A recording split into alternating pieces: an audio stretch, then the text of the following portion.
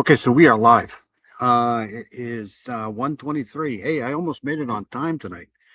And good news, we are actually broadcasting from outside.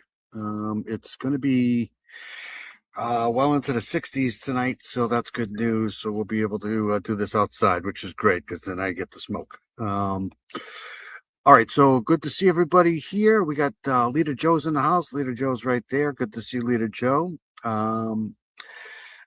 got Paula's in the house. There's Paula right there. Good to see Paula. Let's see here. Scroll down. Hope everybody's well. Hope everybody had a good week. We got Heather's in the house. There's Heather right there. Good to see Heather. Always good to see Heather. Hope Heather's doing well. Let's see here. We got I saw Brian in here right there. There's Brian right there. Good to see Brian. And like I said, Dom's here. Good to see Dom. Always good to see Dom in the house. Hope everybody's doing well. Hope he's doing well too. There's a lot to go over tonight, so hopefully I can not get distracted like I usually do. Paula, I never see any notifications. You don't see notifications at all? Always good to see Dom in here. Dino's in here. Mino Dino's right there. Good to see Mino Dino. To grace us with his presence. There's Miranda Lee's in here. There's Miranda Lee right there. Good to see Miranda Lee. We hope Miranda Lee's well. We hope Dino's well too. There's Dewey Ox is in here. Always good to see Dewey Ox. Let's see here. Mustang's right there. Good to see Mustang. You passed 1.2 thousand subscribers. That's awesome. I think you need views too, right? So there's Brian's channel right there. Let's see here. We got oh, for Paula, I never get notifications. Okay. Anyways, we're gonna get into a lot of stuff tonight. Hopefully my computer makes it. But anyways, let's I'll play my intro. I'll be right back. We're gonna go over a lot this week. There's a lot to go over, there's a lot to cover. Just seems like every week there's more shit. Let's see here. And you need watch time. Okay, yeah, that's one of those big ones, watch time. So we'll see if we can get that. So I've been slacking, but I've been having to go to bed early because I'm taking care of my mom. Oh, that's fine. You got to do what you got to do, buddy. We're always here with you. Hope you're doing well. Hope your mom's doing well. Bad news tonight, too. I want to give a shout out to my daughter. The bearded dragon just up and died tonight, and he's been around for we've had him for about 6 years. And just all of a sudden tonight just died. So she's devastated. Everybody in the house is devastated. The bearded dragon's name was Tree, and it is dead. But sad news there. Coffee, be right back. Absolutely, gotta need coffee. So, anyways, the bearded dragon has died, and now everybody's pretty much just devastated. All right, so let me play my intro. I will be right back, and we'll get going on this here. But it's good to see everybody. Hope everybody's well. I'll be right back. See you guys in a second. Thank you, Miranda.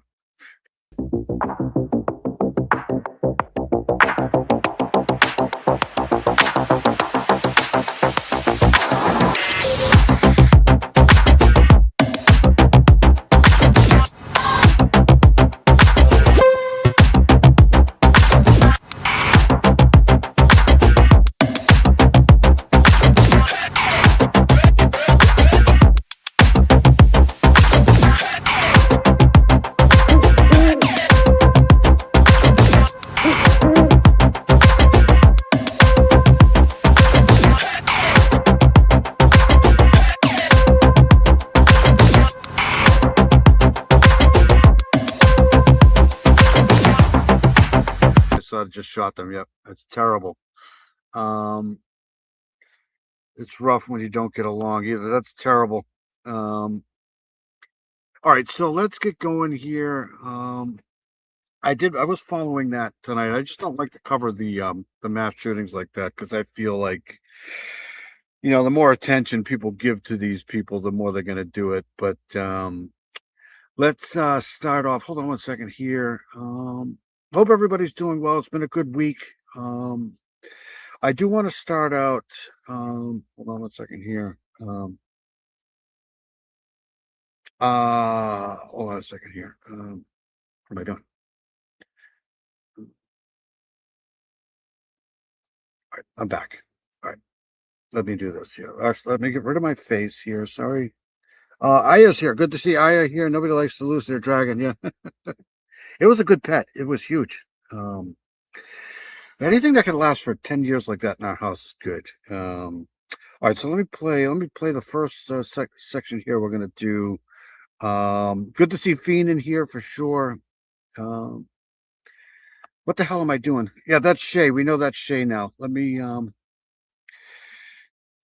What are we gonna start with? What do you guys want to start with? We can start.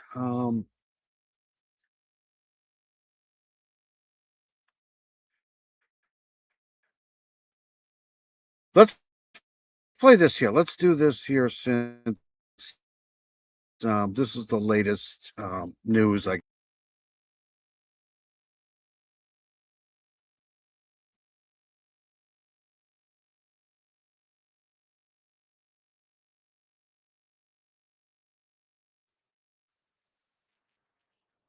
All right, so let's play this here. Um, a citizen stepped up and fired back. And I'm going to show that right now. I'm going to play that right now since that's all over the news. Hold on one second. Let me. So I got an update on this. I don't know, about an hour ago, maybe an hour and a half now, and this had already been going on. This was already. Um, uh, let's see here. So this came out 55 minutes ago, and I could play the press conference too. But this is a look at this guy here, and the guy that kind of tried to fire back on the situation here. But let's play this here really quick. And I don't like to do these things, but here we go. This live in studio after talking to a man who watched what he describes as a shooting rampage. And I know all the videos that we've been seeing on social media, Morgan. Shay's here. Good to see Shay. Good to see Jocelyn. Jocelyn's in the house. Always good to see Jocelyn. It's always good to see everybody. I hope Jocelyn's well. It's good to see Shay in here. There's Shay right there. Who's breaking up? Um, all right, here we go.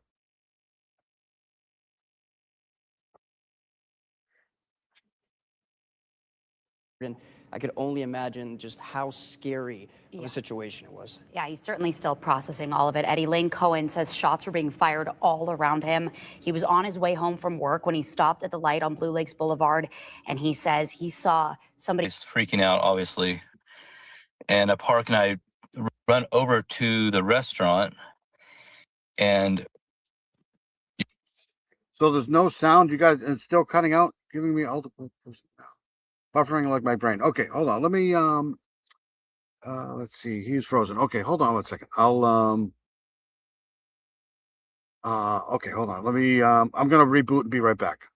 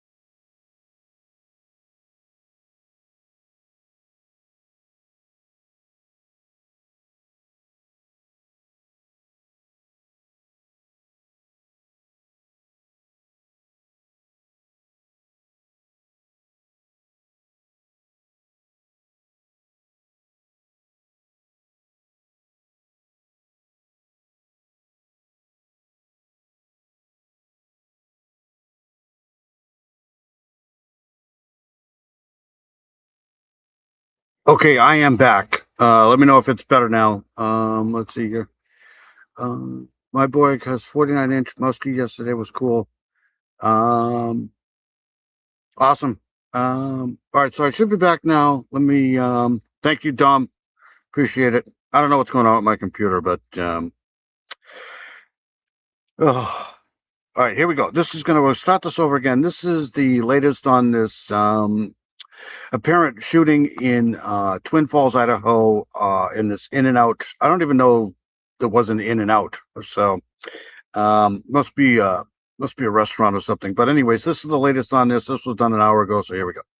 This live in studio after talking to a man who watched what he describes as a shooting rampage. And I know all the videos that we've been seeing on social media, Morgan, I could only imagine just how scary of a situation it was. Yeah, he's certainly still processing all of it. Eddie Lane Cohen says shots were being fired all around him. He was on his way home from work when he stopped at the light on Blue Lakes Boulevard, and he says he saw somebody firing into a car just feet in front of him outside that crowded new In-N-Out. Cohen says he looked to his right and the shooter was just 30 to 40 feet away from him, firing what appeared to be a semi-automatic rifle.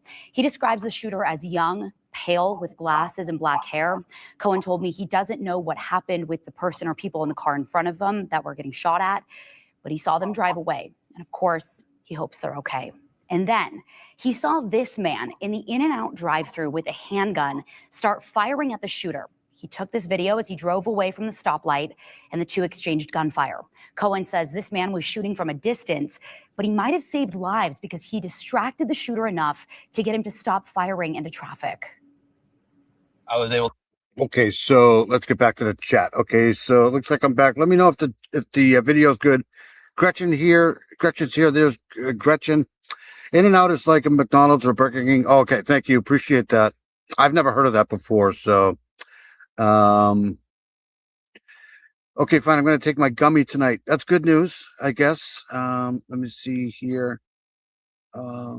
Welcome into chat, everybody. Good to see everybody. Sorry, my computer's, I had to reboot, again, so I apologize for that. But, all right. Thank you, buddy.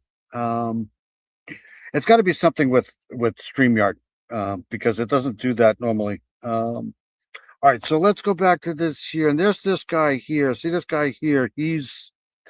I don't know if he fires back at this guy or not, but he's definitely in position to. And then they're just ducking behind cars and shit at this point. So. Well, then to get my vehicle out and drive around the corner into the parking lot next door. And the last I saw the kid, he was hiding behind the In-N-Out sign, or the shooter.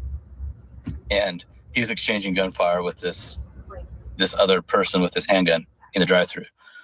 They were both running around trying to dodge bullets, it looked like, but and so I went around. There's people running all over the place. Okay, so here, this is Gretchen's GoFundMe account here. Let's help out Gretchen. Thank you, Dino, for that. Dino, thank you so very much. You're always, yes, awesome. Thank you, Dino, for that. That's Gretchen's GoFundMe account here. I hope Gretchen's doing well. Always good to see Gretchen in here. Always good to see Jocelyn. There's Shay right there. Good to see Shay. So let's finish this up here, and I might play the press conference. We'll see. Freaking out, obviously. And I park and I run over to the restaurant, and you can see people in the parking lot area. There was this girl that had been shot, obviously. Another In-N-Out worker was trying to drag her through the vehicles. When I got up there, he got her to the sidewalk, and he is totally hysterical, losing his mind. She shot through the middle of her chest and in and out of it. And so we're trying to keep her, wake her back up, block the wound. Cohen says law enforcement and paramedics got there really quickly, but he doesn't know how that young In-N-Out worker is doing now. He said the shooter continued to fire rounds aimlessly without control. I couldn't tell rhyme or reason, and even looking back. Yeah, I think there's 3 people unalived plus the suspect, I think. and I think there's like a dozen injured. I'm not sure, but I'll try to play the press conference after this here. Back, I don't know. It looked like he was shooting at random, and a lot of shots. We're not talking 5 shots. It's a couple magazines. You know, I just, I find this awful. Just imagine it's, I mean, if you notice, it's like the middle of the daytime here because they're what, 4 hours behind us here on the East Coast. So,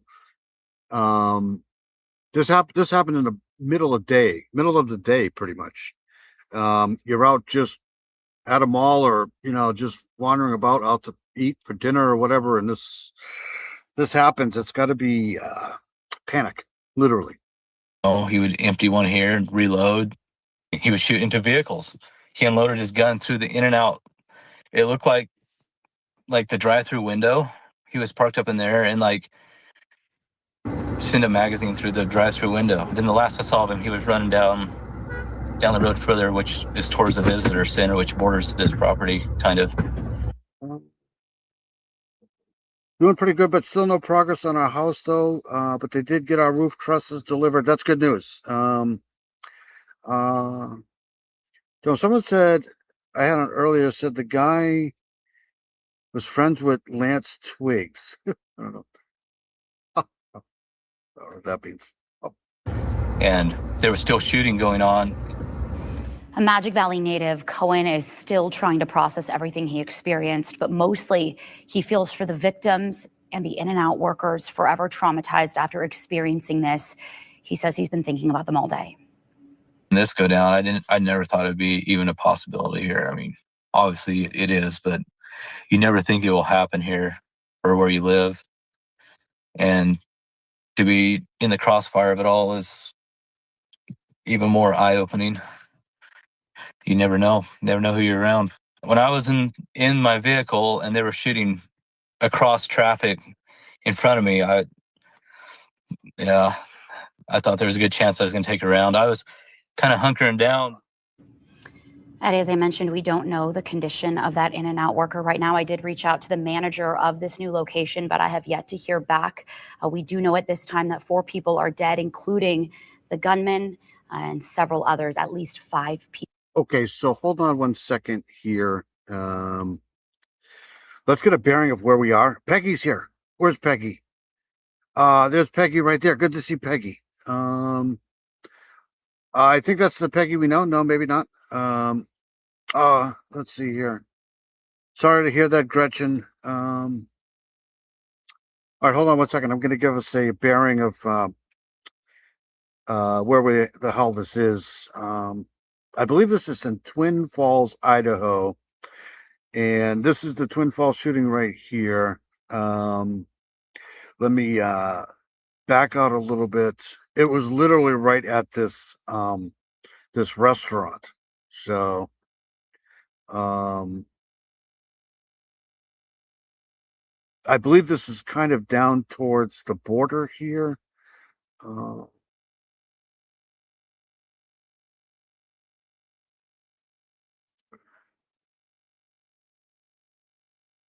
Right here. So so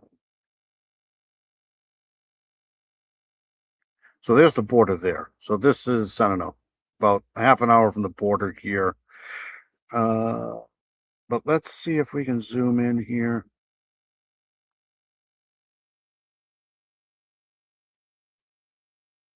I don't know if we're going to get that close to that, but we'll see. Hold on.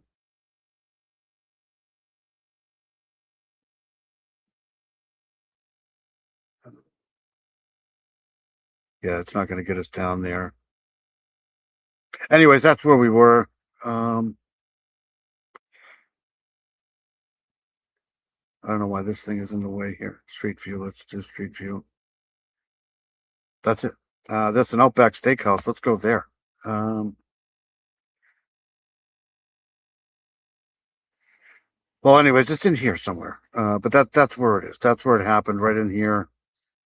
Could you imagine the chaos here? I mean, just people running for their lives here, people being shot. This is crazy. All right, so let's go back. Let me see if I can find the press conference. Hold on 1 second here. Hold on 1 second. Let me find the press conference here. I wasn't planning on doing this, so.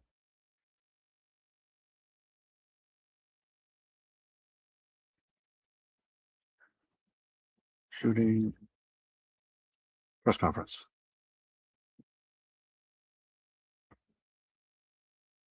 All right, so here we go. This is the we'll play the this was done 5 hours ago. All right, hold on a second. This is the press conference here. I've already seen this, so good to see Peggy in here. All right, here we go. This is the press conference here, so we'll probably learn a little bit more at the press conference here. So let's play this here. Welcome to KTVB here just a little before the news at 6. We're continuing our breaking news coverage out of Twin Falls. The Twin Falls Police Department has confirmed that 3 people are dead and 2 are injured after a shooting at the In-N-Out. Police are asking that residents and visitors of No, it's good. I was gonna cover it because it basically just happened a few hours ago.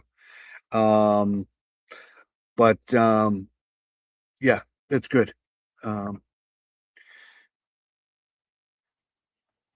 Here we go. avoid the area so officers and first responders can continue to work. So this was done 5 hours ago. So I don't know if there's any. I know this is not an active shooter alert now because this whatever this is, this looks like an Escalade here. This is where a lot of the incident is happening right here, basically. Work safely. We have a briefing right now as we speak with the latest. We'll take you there live now. Good to go? Yeah. So my name is Matthew Hicks. I'm the Chief of Police for the Twin Falls Police Department. Today has been a very hard day here in Twin Falls, a tragic day. We initially responded to the scenes of shots fired at the In-N-Out restaurant here in Twin Falls. Officers from the Twin Falls Police Department, the Twin Falls County Sheriff's Office, the Idaho State Police, along with multiple other agencies responded to the area. It was a very chaotic scene. What I can tell you at this time is this, is that we've had a There's a Chili's right there too. shooting at the In-N-Out location that has resulted in fatalities. I don't have the exact number confirmed. We're still trying to make notification of the next of kin. We're trying to work with St. Luke's and our coroner's office to ascertain the exact numbers of fatalities. We also have a number of people being treated for injuries at our local hospital here. We have literally hundreds of people that were in some way, shape, or form in the area of this restaurant at the time that are being interviewed right now. The resources for all of our agencies are completely on board. We are interviewing as many people as we can, but we're encouraging the public, if you have any information about this incident, whether you directly saw something, you have any information about it, to let us know. I can also reassure the community right now, we believe that the threat to the community is over. The suspected shooter in this incident is deceased. He was nearby on the scene there, and we are working, try to. I don't know what happened to the guy that returned fire. I mean, that's what from what I can gather, there was somebody who kind of took the law into their own hands, and kind of diverted the attention. But I don't know what happened. I almost got to be a mod for Max Velocity, but they are keeping me at still a chance in the future. Oh, that's awesome. Yeah, Heather, my Heather's here. Heather's right there. Hi, Heather. You're supposed to be sleeping. Let's see here. All right, there's my Heather right there. You should be sleeping. But congratulations on the Max Velocity thing. All right, so let's continue with this press conference. Ascertain his identity and the motivations behind that, and we'll be able to figure that out in the next coming days. We're marshaling resources from across the state and literally from across the nation. State partners, federal partners, along with the FBI and the ATF have called to assist us for help. They have. I don't want to suggest anything, but it seems like whoever this was seems to be very young. I'm not, but I'm not one yet, but I came close, and hopefully I still get to be, yeah, I don't mind Max Velocity. He's okay. I hope you get there. You're a mod here. It's good to see my Heather here. I was just talking about the tree earlier. Who's your daddy's here? Dad's just sub to your music reaction channel. I left a comment on one tonight. Looking forward to more. Thank you, buddy. Who's your daddy's here? Hoosier's right there. Thank you very much for subbing over there. Sometimes I feel like I'm all alone. Anyways, Hoosier's awesome. I appreciate that, buddy. All right, so here we go. Oh. Resources on the way here so that we can properly document the scene, interview all of the witnesses, and get to the bottom so that we can give everybody an answer about why this happened and the exact facts behind this today. You should also know that the men and women for your respective law enforcement agencies, your fire service, your ambulance, they have performed at their highest levels today. This is the most chaotic scene that many of them will ever have in their careers. They rose to their training, they rose to the level that our community expects, and you should be very proud of the women and men that work for all of your first responders here to try. If you listen to the 911 call or whatever that was, the transmission between that, these guys don't have a clue, man. It's good to see my Heather. Just have to convince them they need another mod. I'll put in a convincing word for you. All right, hold on a second here. We're going to play a little bit more of this, then we're going to get out of this because I got other things to do. Try to ascertain this exceptionally chaotic scene on a Saturday afternoon here in Twin Falls at one of the busiest locations in all of southern Idaho. We're dedicated to try to get information out to you as accurately as possible. So that's all the information that we have for you at this time. But please know we have marshaling all of the resources for our respective agencies right now to get you the answers that we can, to document this properly, to get resources for everybody that's been affected by this. And in the aftermath for this, we'll get more information out to our community. We appreciate all of your interest in this. We'll be in touch with you very soon. Thank you, everybody.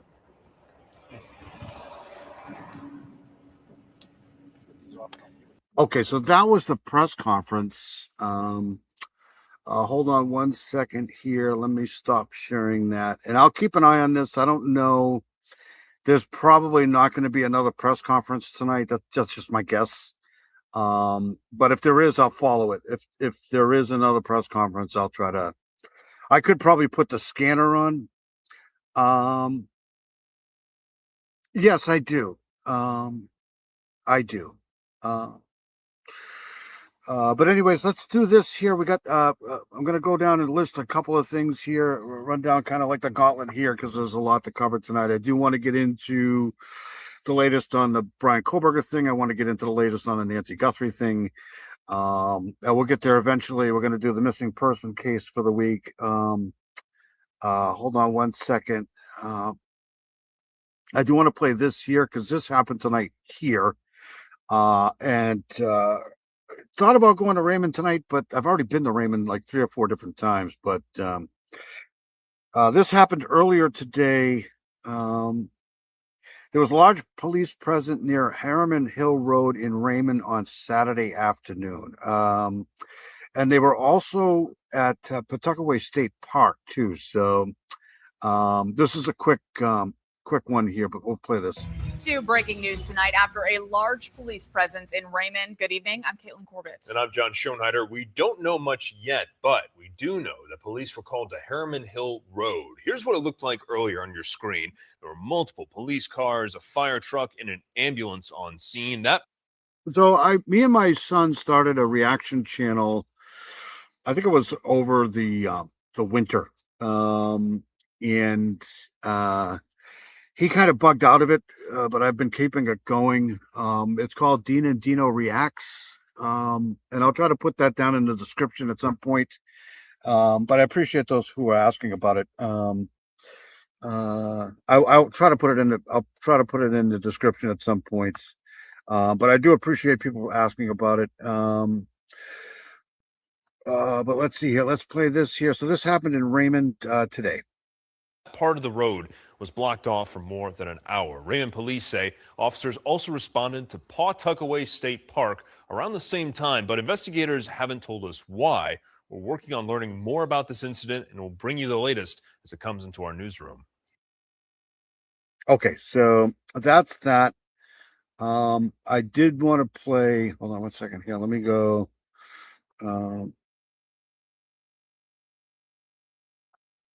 Everything's for a good cause here on this channel here. Let's go to this one here.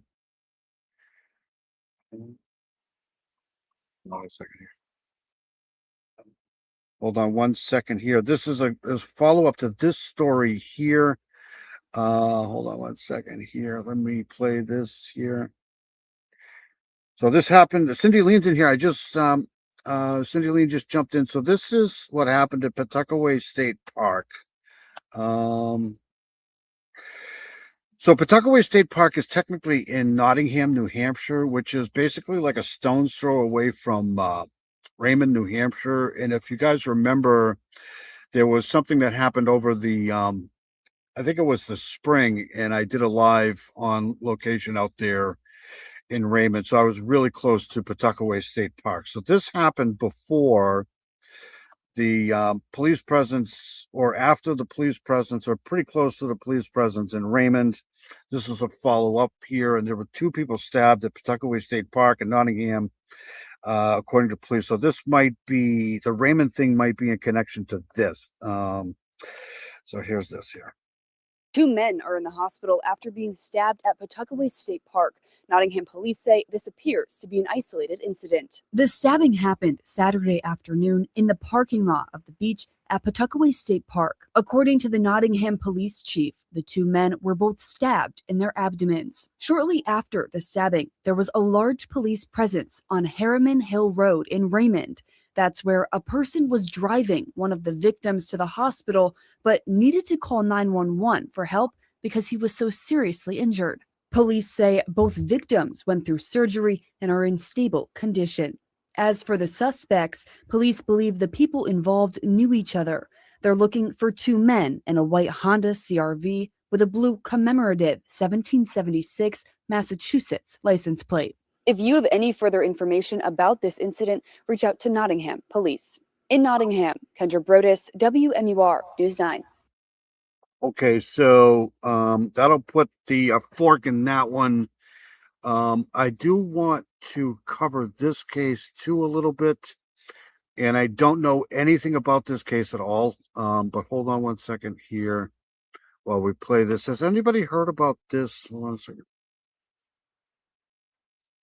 Hold on a second. All right, hold on one second. Let me get to this case here. Yes, thank you guys. Thank you for mentioning that. I really appreciate that. All right, so let's play this here. I've been kind of trying to follow this case too here. This deals with an influencer here. I don't know if anybody's been following this here. I don't even know who this is. So that's how much I know. So this was done 9 hours ago. And I've been following this for a little while today now. Social media influencer Adva Lavi, also known as Mia Ventura. Does anybody know who this is? She was rearrested in Beverly Hills regarding a separate Riverside County theft allegation and court order violation. She faces up to 11 years in prison if convicted on all charges. So she's being accused of trying to rip people off, I think. Here's and I don't even know who this is. I don't think I've ever seen her before. Soap opera, a model and social media influencers facing trial on 6 felony counts involving alleged victims that she met through dating apps. Adva Lavi was engaged to billionaire gubernatorial candidate Stephen Klubeck as well, who is facing his own legal battles. Lavi is 28, goes by the name Mia Ventura. She's accused of burglary by multiple victims. Today, she was ordered to stay in jail without bail. So to help us sort all of this out, we have attorney Dimitri Gorin here. Welcome to the... So what I understand is she was arrested for something, and then she was incarcerated for that. They let her out on bail, and then once she was out on bail, she did something else. So other than that, I know nothing about this case. Apologize. The Fox 11 News at 5. All right, where do we start on this one? Well, Miss Lavie was just rearrested. She was in Beverly Hills. The police arrested her on a brand new case out of Riverside. Apparently, before the LA case started, she had other allegations pending in Riverside. They just arrested her on these old but new allegations. It's a brand new case against her. When they arrested her, they saw that she wasn't wearing her ankle monitor, which was required as part of her release on the Los Angeles case. So she was in violation of a court order. So now she's sitting in jail on no bail. The judge and First of all, I want to say to all of our Wisconsin people here, I was actually really worried about some of you guys this week here because of the tornadoes out there. And I'm going to play some of that footage too.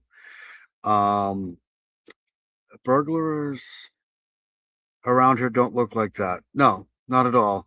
Dom, they are going in everywhere in my area.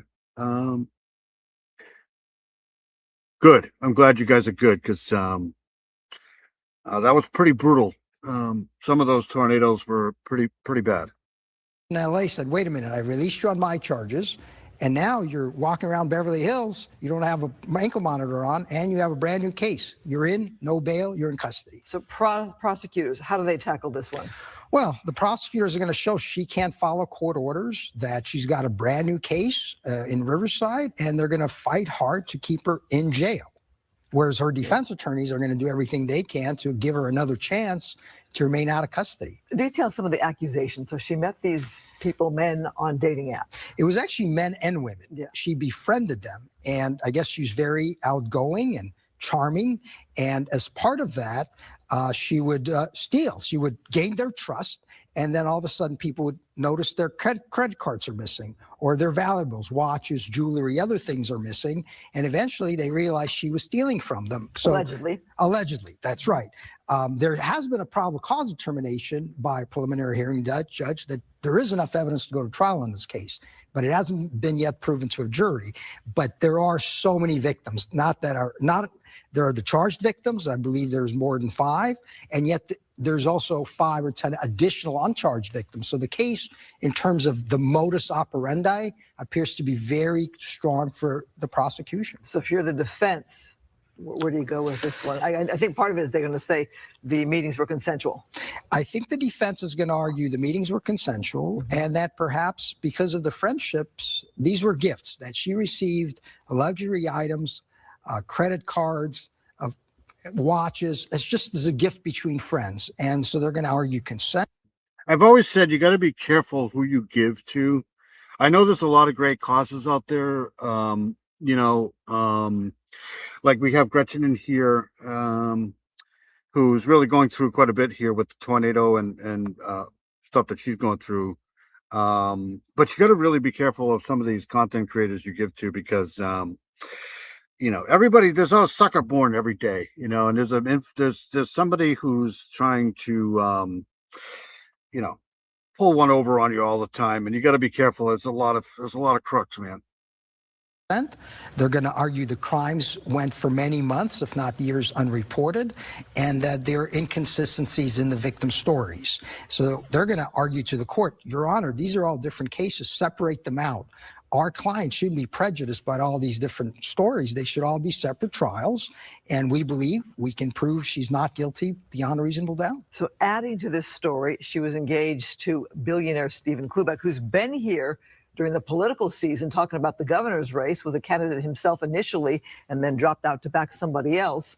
Talk about his role with her and this. So she was possibly still engaged to Mr. Klubeck, who's a successful businessman. While her LA case has been pending for, I think, close to 8 months, there's evidence that prosecutors intend to produce in court that he was trying to discourage people, threatening witnesses in his fiance's case to not testify against her. Mm-hmm. So he's charged with dissuading witnesses, threatening witnesses, and I think the allegation is Unbelievable, man. He's threatened one of the victim's attorneys. However, what's interesting about that is Miss Lavie has not been charged with that. She hasn't been charged as a conspiracy. Does anybody? I don't know her. I don't think I've ever seen her before, so I don't know what she does for influencing. But I think she goes under the name Mia Ventura. It doesn't. I don't know if I know that. Conspiracy to dissuade witnesses. Only he has. So time is going to show us whether or not she knew what he was doing, whether or not she conspired with Mr. Klubeck to dissuade witnesses from coming to court. And so because the case is still pending against him and against her, we will see what evidence is presented in court. So I'm guessing the nation's going to have their eyes on this one. Just the whole dating app issue alone Well, is intriguing, so to speak. It's a fascinating case about people meeting online, developing friendships, and yet that trust being abused by a total stranger. Oh, okay. So she's an influencer to. I'd have to look into this. I don't know what's going on with her. Who happens to be a social media influencer, a penthouse pet, and on the one hand, she looks like a very outgoing, pretty young lady, but on the other hand, the evidence the government is showing us she's a complete sociopath taking advantage of her friends. And because they're really strangers that she met online, it's really scary for anyone to develop relationships with online folks they don't really know, because this is an example. What did she do wrong? I don't understand what she. Hold on a second. Okay, so let's play this one here. This is and we're right here. So we'll get into the Courtney Clenny case, because that's she pled in that case too. So let's we'll do this one here, and then we'll double back to get to this one here. That's great. Right now, an LA influencer and model is back in the courtroom just days after her arrest. Beverly Hills police arrested Adva Lavi, who's also known as Mia Ventura, after they say she cut off her ankle monitor. And now she's facing another felony charge for theft, this time out of Riverside County. NBC4's Alex Rosier has been in the courtroom today where things got a little heated. This hearing was taking a look at her bail after police say Lavi cut off her ankle monitor. No cameras were allowed, but it's been an interesting day in the courtroom. There was a woman called to testify who said she saw Lavi without her ankle monitor. That woman spoke of her own engagement. How do you cut those things off? That's got to be difficult. You could hear Lavi in the courtroom saying, quote, "She's not engaged." And later she added, "She's a drunk." In addition, Lavi requested a Hebrew interpreter, though multiple people. He's a drunk. Hold on, I'm gonna play that again. I'm telling you, man, there's no hope for this world. It just isn't. Hebrew interpreter, though multiple people, including the Hebrew interpreter, said that she speaks fluent English.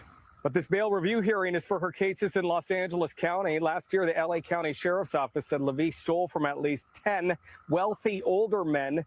In March, Lavi pleaded not guilty after she was charged with 6 felonies, including charges for grand theft and burglary. But now she's facing another potential felony for another theft case out of Riverside County. Once this hearing wraps up, we'll likely find out what her bail will be in the LA County cases. Her defense attorney says that he'll likely comment after the hearing concludes. But just on those charges in the LA County cases, if convicted, she faces more than 11 years in prison. I still don't know what she did wrong. Like, let's play one more of that, and we'll because I'm still not. Yeah, hold on a second here. And we begin at 6 with an NBC4 exclusive. Influencer and model Adva Lavi is back in jail tonight. Good evening once again, everyone. I'm Colleen Williams. And I'm Carolyn Johnson. Michael Brownlee is off. The LA County Sheriff's Department previously accused the woman of using dating apps to build relationships and then steal from wealthy older men. Now she's been arrested again, accused of stealing from another man. NBC4's Alex Rosier spoke exclusively. Okay, so she yeah, they used to call these people gold diggers, but what do they have? I mean, what do they actually have on her as far as it's weird case. With the alleged victim. He joins us live with the interview you will see for the first time and only on 4. Alex. Colleen and Carolyn, this time Adva Levy was wanted by the Indio Police Department out of Riverside County, but it was actually the Beverly Hills Police Department that found her and arrested her. And that's when they noticed that she was not wearing her ankle monitor. So tonight she is in jail for a few reasons, as we are hearing exclusively from her latest alleged victim. Today, Adva Levy appeared in an LA County courtroom after the model and influencer was arrested again. Last year, the LA County We're looking into coming to New Hampshire for death with dignity for my mom. That's cool. That's the first time I've heard of that. That's kind of sad. Probably had multiple guys helping her. Yeah. I mean, I still don't know what she did wrong.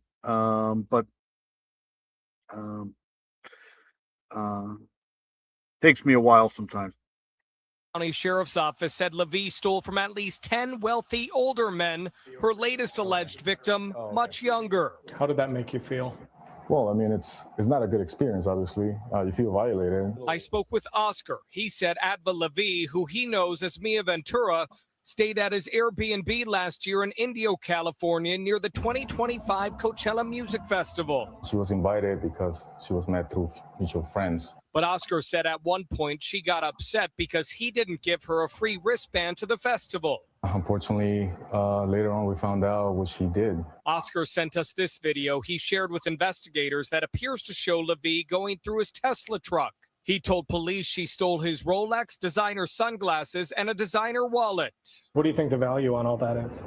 Well, only on my stuff, I think you're probably talking about over $10,000. Oscar originally reported the theft to the Indio Police Department after the music festival, but he called them again after Levy made news later last year for suspected thefts in LA County, too. Were you surprised to see her in the headlines a few months ago? I was shocked, yeah. I never thought that she was going to get caught at him because she's kind of hard to get a hold of. In March, Levy pleaded not guilty after she was charged with 6 felonies, including charges for grand theft and burglary. But now she's facing another potential felony, arrested Tuesday for another. I don't know, man. This is a price you pay in tea for China, right? Like if you're gonna date somebody like this, I'm sure this happens all the freaking time, everywhere, on every planet, every state, every country. This is, I don't know.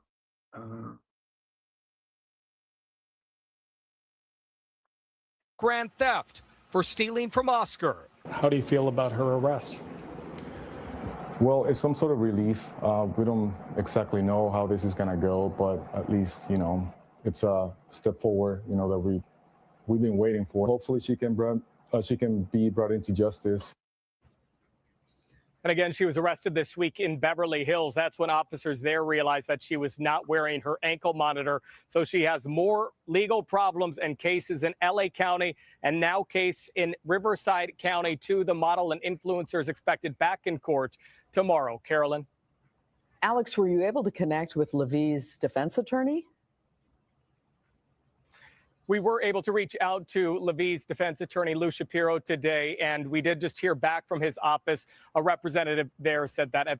I still don't understand what she did wrong. But if she's stealing, like literally stealing stuff, like going on dates just to steal stuff, that's a different story. But if it's just, JP's here. Good to see JP.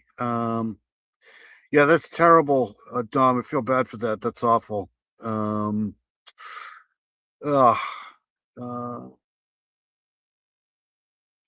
What?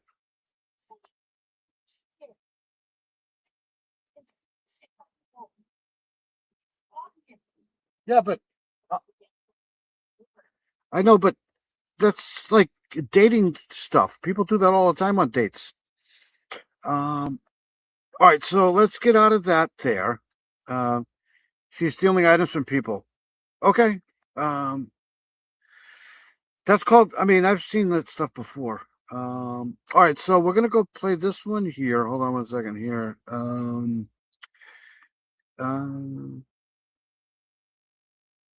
Let's see here. We're going to play this one here. Hold on one second here. It's always good to see JP in here. Let's see here. This came out too. I was following this here, but I don't know if this has anything to do with foul play here. But Catawba County Sheriff's investigators found the body of a deceased woman in a wooded area northeastern Catawba County on Friday, and then later identified her as the missing Hickory woman, Robin Doyle. I think we did something on this, or I might have posted something on my community page about this here, because she was identified as missing. So here's this here. Breaking news, a major break in a missing persons investigation. Deputies say they found Robin Doyle's body in the woods this afternoon. Her death is being investigated as a homicide. Thank you for being with us. I'm Hannah Getz. And I'm Scott Wickersham. We tracked investigators from the Catawba River today to a neighborhood as they were looking for evidence in Robin Doyle's possible kidnapping. Well, tonight, deputies say that her former co-worker, who is a convicted kidnapper, is their lead suspect. Channel 9's Dave Faraday has been covering the case extensively since Doyle's father first reported her missing, and he's live near where her body was found. Dave? Scott, for much of the afternoon, this roadway north of Claremont has been blocked off. There were more than a dozen investigators out here. As you mentioned, deputies are now confirming that Robin Doyle was found dead here. We learned from the deputies that this roadway here doesn't have any homes on it. We also found out that her body was located about 25 feet off the roadway into the woods. From Chopper 9 Sky Zoom, you can see police along New Spirit Road north of Claremont. The sheriff says it was leads overnight in the disappearance of Robin Doyle that led them to the neighborhood where they found her not far from the roadway. Sheriff Brown says he has known Robin Doyle's family for years and is praying for them tonight. It's tragic. Something like this is just pure evil, and people like these are going to be held accountable. According to court documents, deputies found zip ties and other personal items in Doyle's yard Tuesday morning after she was reported missing. This is freaking terrible. Hold on one second here. I gotta play this again. Actually, yeah, hold on a second here. Sorry, I was backstage doing something. Oh, this is terrible. Been covering the case extensively since Doyle's father first reported her missing, and he's live near where her body was found. Dave? Scott, for much of the afternoon, this roadway north of Claremont has been blocked. Yeah, that's what Hoosier said is where I'm coming from, right? Like if men were gifting her, they usually expect something in return, and when they don't get it, they get mad, right? Like that's what I'm saying. Like it's you know, how do you prove that she was actually stealing stuff? I mean, that's going to have to be, I'm pretty sure. I mean, I probably wouldn't date her, but then again, oh my God, shit. Hold on a second here. Yeah. All right. Put this really loud. Ready?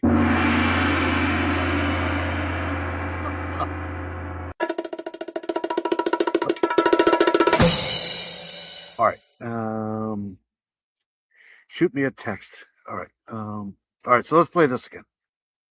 There were more than a dozen investigators out here. As you mentioned, deputies are now confirming that Robin Doyle was found dead here. We learned from the deputies that this roadway here doesn't have any homes on it. We also found out that her body was located about 25 feet off the roadway into the woods. From Chopper 9 Sky Zoom, you can see police along New Spirit Road north of Claremont. The sheriff says it was leads overnight in the disappearance of Robin Doyle that led them to the neighborhood where they found her not far from the roadway. Sheriff Brown says he has known Robin Doyle's family for years and is praying for them tonight. It's tragic. Something like this is just pure evil, and people like these are going to be held accountable. According to court documents, deputies found zip ties and other personal items in Doyle's yard. Okay, so this is under investigation here. This is awful. Tuesday morning after she was reported missing. Her father showed us where the back door was also open when he went to check on her after she didn't show up for work. Neighbors described seeing a car near the home early Tuesday morning, and deputies say a flock camera nearby helped them identify the vehicle, leading them to search a home in Surrey County on Wednesday. It was there they arrested Leroy Loper, a former co-worker of Doyle's, on unrelated charges. Court documents say they found similar zip ties and muddy clothing tape inside Doyle's home in Surrey County. Tonight, investigators say he is now a suspect in her disappearance north of Claremont. This neighbor was surprised by the large police presence here. It's kind of really weird, you know, that this could possibly be her. I just really feel for their families and, you know, her coworkers and friends. We also found from court documents that Leroy Loper actually Like somebody's in trouble. I don't know how I get in trouble on a live like it's so weird. I'm just saying what Hoosier said up here. Anyways, okay. Enough of that. Yeah, this is terrible. This is went to the sheriff's office Tuesday morning around 9 a.m. He is on the sex offenders registry here in North Carolina. He went there to tell sheriff deputies that he was moving to Surrey County. That same morning is when Robin Doyle was reported missing here in Catawba County. Reporting live north of Claremont, I'm Dave Faraday, Channel 9 Eyewitness News. Every day, more and more tragic news. This, obviously, the most tragic of all so far, Dave. okay, so hold on a second. I'll come back to this in a second. Let's go and find out where the hell this is. This is right next to where, I don't know if you guys know who John Reap is. He's a comedian. But he's from Hickory, South Carolina, North Carolina, which is right here. And this is Catawba County here, and just north of Claremont, so it's right about in here somewhere. But I always like to try to give people an idea of where the hell we are. So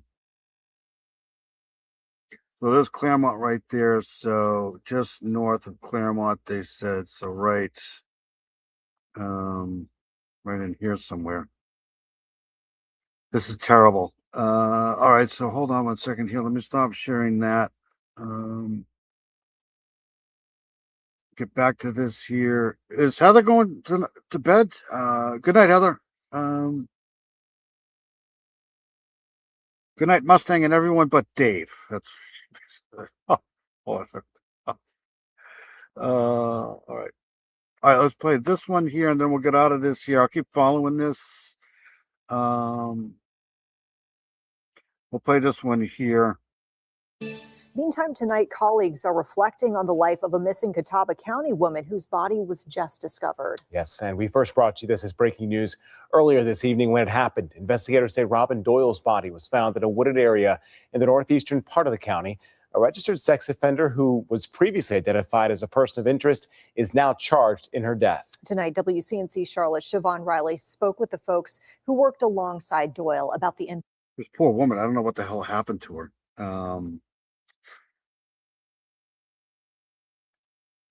impact she had on their lives.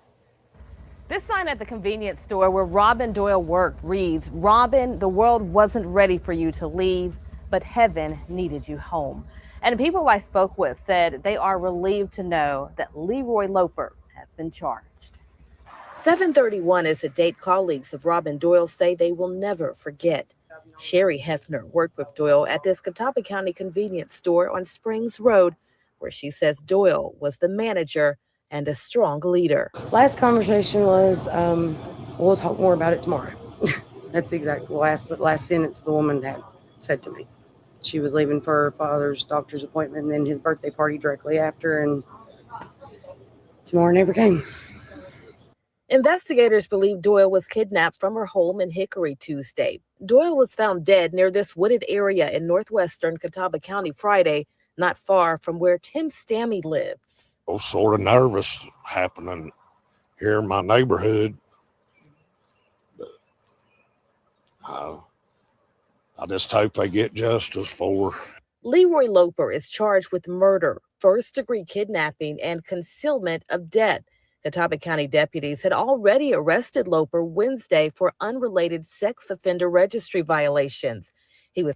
What the hell is this guy doing out on the street? Right? Like, my God, this is ridiculous. This stuff here, man. Ah.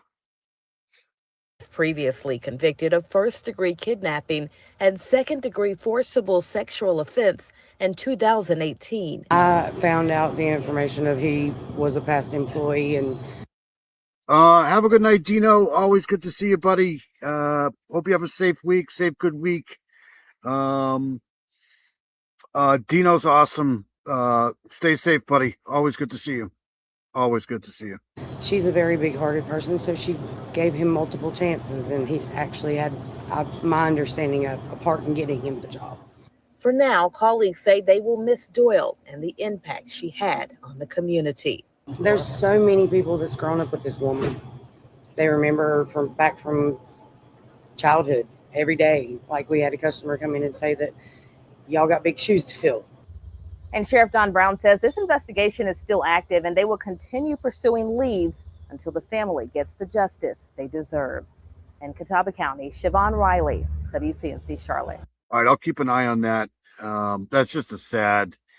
If it does turn out to where this guy here is responsible for this, what the hell is he doing out on the fucking streets? Oh my God, this is crazy. This stuff here, man.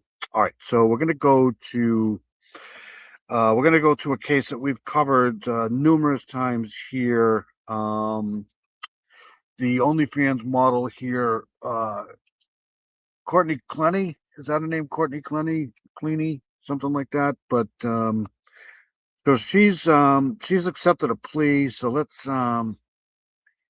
play this here. Hold on a second here. It's crazy. It's absolutely crazy. It's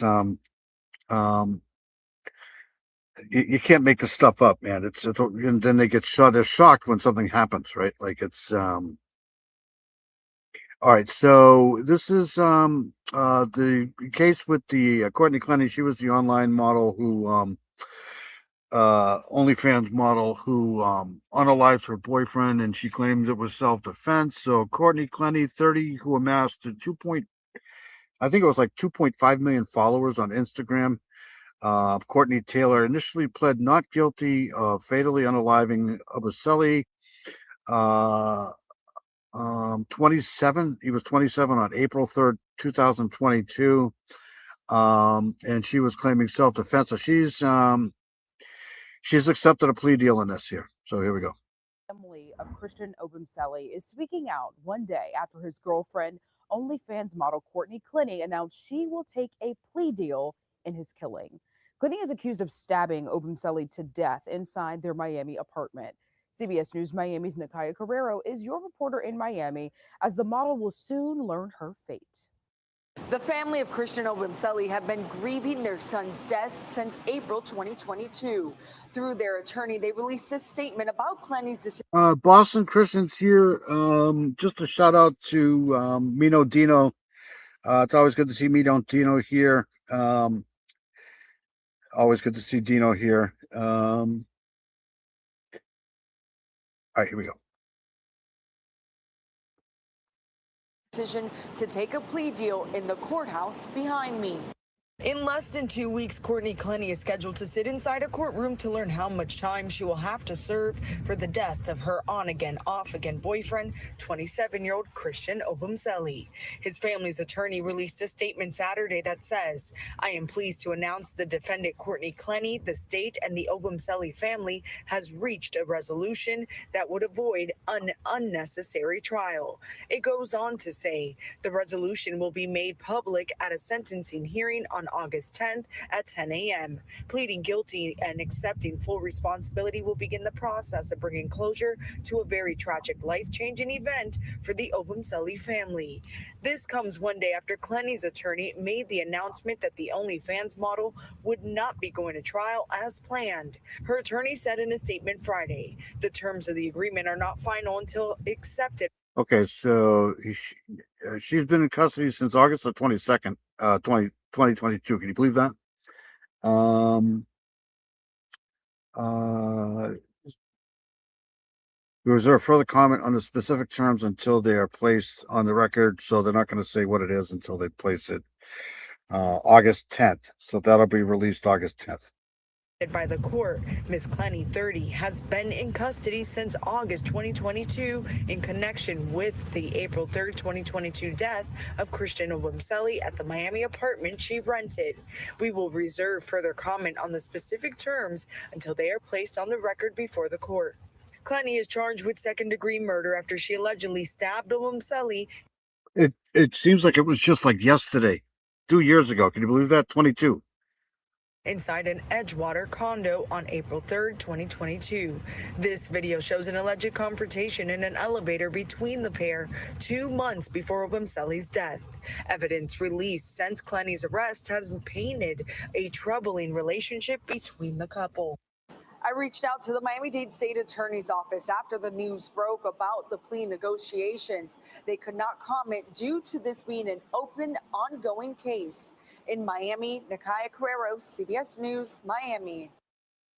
So I'm assuming that she probably going to get some sort of manslaughter or something like that. I can't be 100% sure, but all right. So let's go back to Miranda Lee is here. Leslie and Billy's here. Good to see Leslie and Billy. Let's see here. Oh, great to see you, and thank you for all you do. Leslie and Billy, you're welcome. Thank you very much for being here. Always good to see you here. Always good to see everybody here. All right, so let's move on to the next case here. I'm pretty sure she got manslaughter. She approved manslaughter. Let's play this one here. Hold on a second here. All right, so hold on a second. Let me thank you, Mustang, for putting all of the chats, Paula and whoever, all the people who put in everybody's channels in here. I really appreciate that. It would take me forever to do that, so I appreciate people who do that here. Let me see here. We got Leslie and Billy right there. Some trials happen pretty quickly, others years. Absolutely.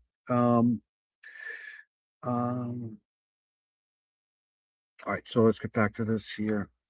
So I'm going to play this one here, since we're here. The woman accused of the 2012 cold case unaliving of the Arlington cold case murder in Arlington, Texas, bonded out on jail. I think this is the one, the real estate woman here. I could be wrong, but let's check this out here. This happened 3 days ago.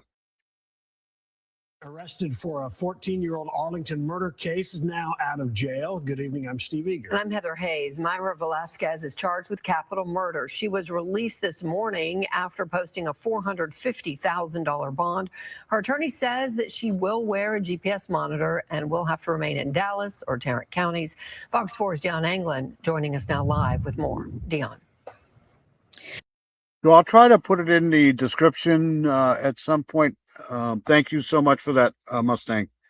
Appreciate that. You guys are awesome. Hi there. That's right. She is a real estate agent, also a cold case murder suspect. And now also Myra Velasquez is out of jail.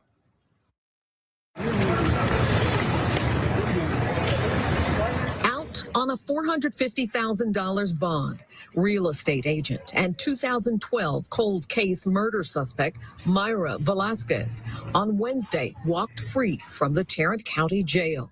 She's accused in the 2012 stabbing death of 32-year-old Iracema Chavez, a woman police say was her friend. And I don't doubt for 1 second that the court sort of factored in all of the concerns of the community. Attorney Bree West is not affiliated with the case, but offers perspective on a judge's decision to grant bond for a defendant facing capital murder. But the reality is a judge kind of has to weigh, the sort of all of the factors that need to be considered. So the safety of the community obviously is a huge one, but, sort of the citizen accused has constitutional rights as well. And one of your constitutional rights is, the right to have a bail or a bond set. Velasquez was arrested July 16th and charged in the unsolved case, which includes this surveillance evidence. A completely covered person approaching Chavez's Arlington apartment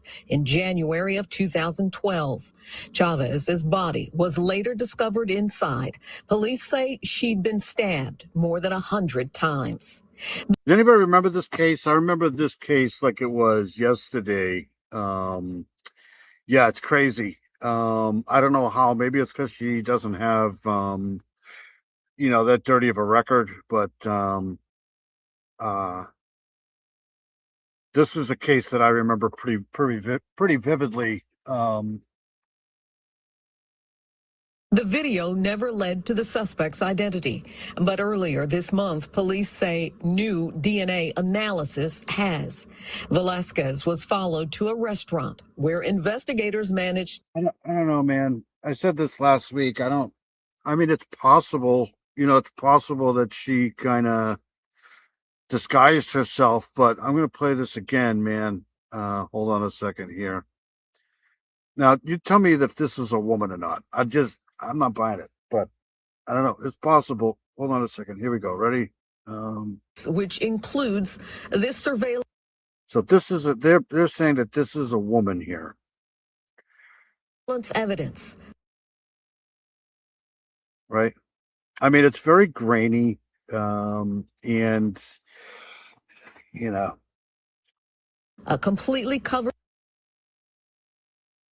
person approaching Chavez's Arlington apartment. I'll play that again. Hold on a second here. I have a hard time believing this. So here's she's coming up the stairs, right? And it's this jog right here that I don't know. This surveillance. Ready? Evidence. A completely covered person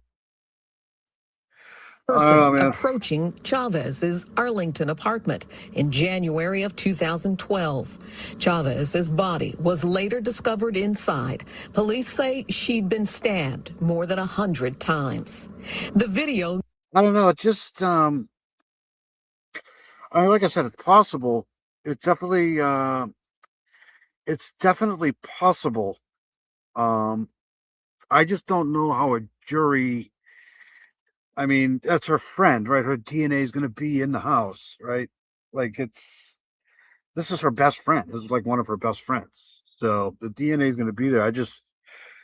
If I'm a jury, they're going to have to really prove that this is a woman to me. I don't see it. I'm not saying I don't see it. I'm just saying, it's,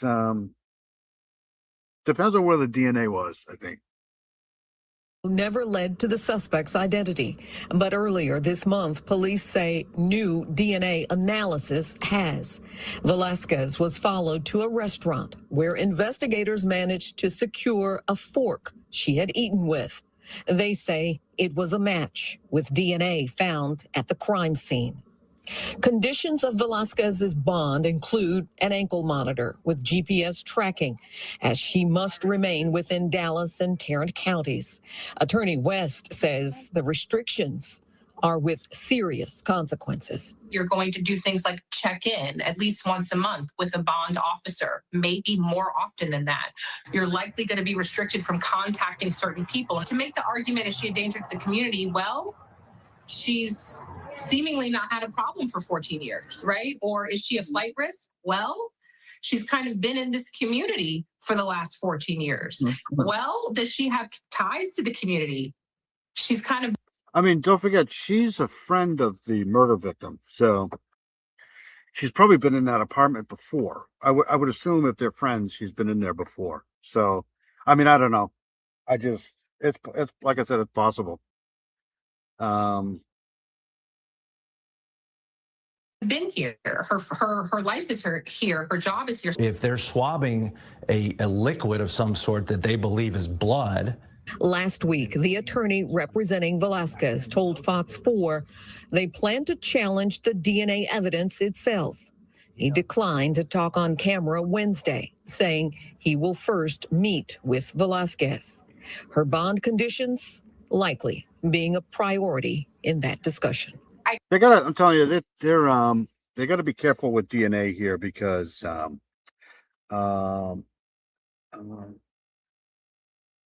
women are more manly and men are more men. Or it's just, I think it's something in the food. It could be. Could be definitely could be something in the food. That's a spicy meatball. I don't know. This doesn't look like her I to me. assure you that these judges, especially with offenses as serious as the offense that she's facing. I mean, how tall do you think this woman is? Hold on a second here. Let's see her.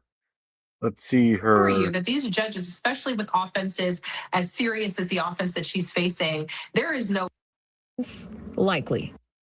All right. So this guy, how tall do you think this guy is? This guy's probably 6 feet.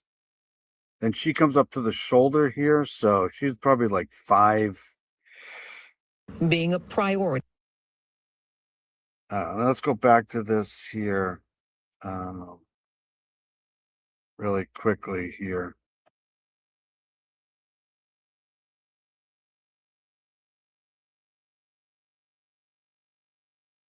Hold on a second here. Let me see if I can find it. Right there. Surveillance evidence. A completely covered person approaching Chavez's Arlington apartment. This person here is really tall. I know she's got a hoodie. Whoever this is got a hoodie on, but this person here is very tall. I don't know. It's going to be tough for me. It would be tough for me in a court. flight risk. Well, she's kind of been in this community for the last 14 years. Well, does she have ties to the community?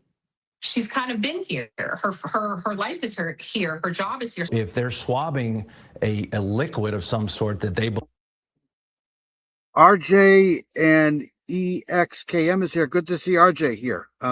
Thank you for coming in. Appreciate it. We're just going over this Arlington real estate case here. You should be able to see height on booking info. Absolutely. Yeah, I'm in that 5'4". I think she's like 5'4", tops 5'5". Like DNA being what? Spit.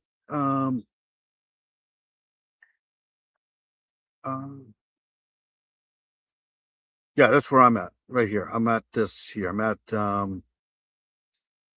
I don't like it doesn't look similar to me, but then she's probably not trying to look like herself either. So believe is blood. Last week, the attorney representing Velasquez told Fox 4 they plan to challenge the DNA evidence itself. He declined to talk on camera Wednesday, saying he will first meet with Velasquez. Her bond conditions likely being a priority in that discussion. I assure you that these judges, especially with offenses as serious as the offense that she's facing, there is no wiggle room. There is no, I made a mistake. There is no, I didn't understand what this particular condition meant. These judges are very quick to say, nope, you had your chance. I'm bringing you back in.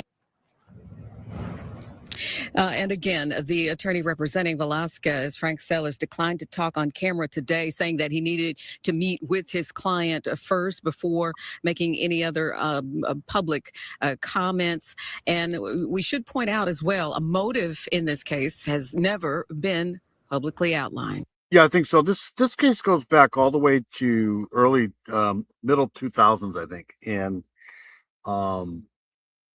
they just made an arrest to this suspect here. And I believe she was pretty good friends with her. I could be wrong. But and now they're saying they found DNA of her in the house. And they're trying to convince me that this is her walking up the stairs here. I don't know. I don't know. All right, so let's move on here. I do want to do this, the last one here, then we'll get to the missing persons case of the week here. But I've been following this one here too, since we're doing the police shooting thing. that is a different case. Oh, that's a different case. Okay. If she spit on her after, that is DNA, and that isn't normal. That's right. That's right. That would be something. No, she was stabbed over 100 times. That's going to be a tough one. That's going to be a tough case. Yeah, even with DNA, because if she's been in that house at all, and if it's not fresh DNA, meaning it's not like blood, DNA or something like that, then it's going to be pretty like a fingerprint, blood DNA stuff. All right, so yeah, this goes back to a couple days ago. There are new details in the new video regarding a hostage situation and police shooting inside. I can't pronounce that. Waukesha's Niger on Thursday night. This is going to be a little bit disturbing, but this happened this week too. This is another one of those situations here that we covered earlier, so this may be a little disturbing. But here's here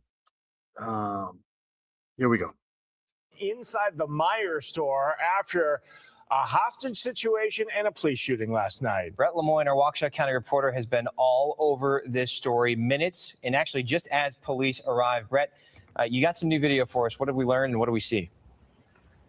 Yes, 100 times is 100 times is telling me that somebody probably got their own wounds after that. She is walking up steps, hunched over, pants a little baggy. She's not walking to a right. That's what it could be. Yeah, it could be for sure. But I'm assuming that if you stab, like a lot of times they consider stab wounds to be like, knife wounds to the hands and stuff. So, but if you stab somebody 100 times, you're probably going to have your own type of injury. I mean, that's a lot of times to stab somebody. And blood gets very slippery, so.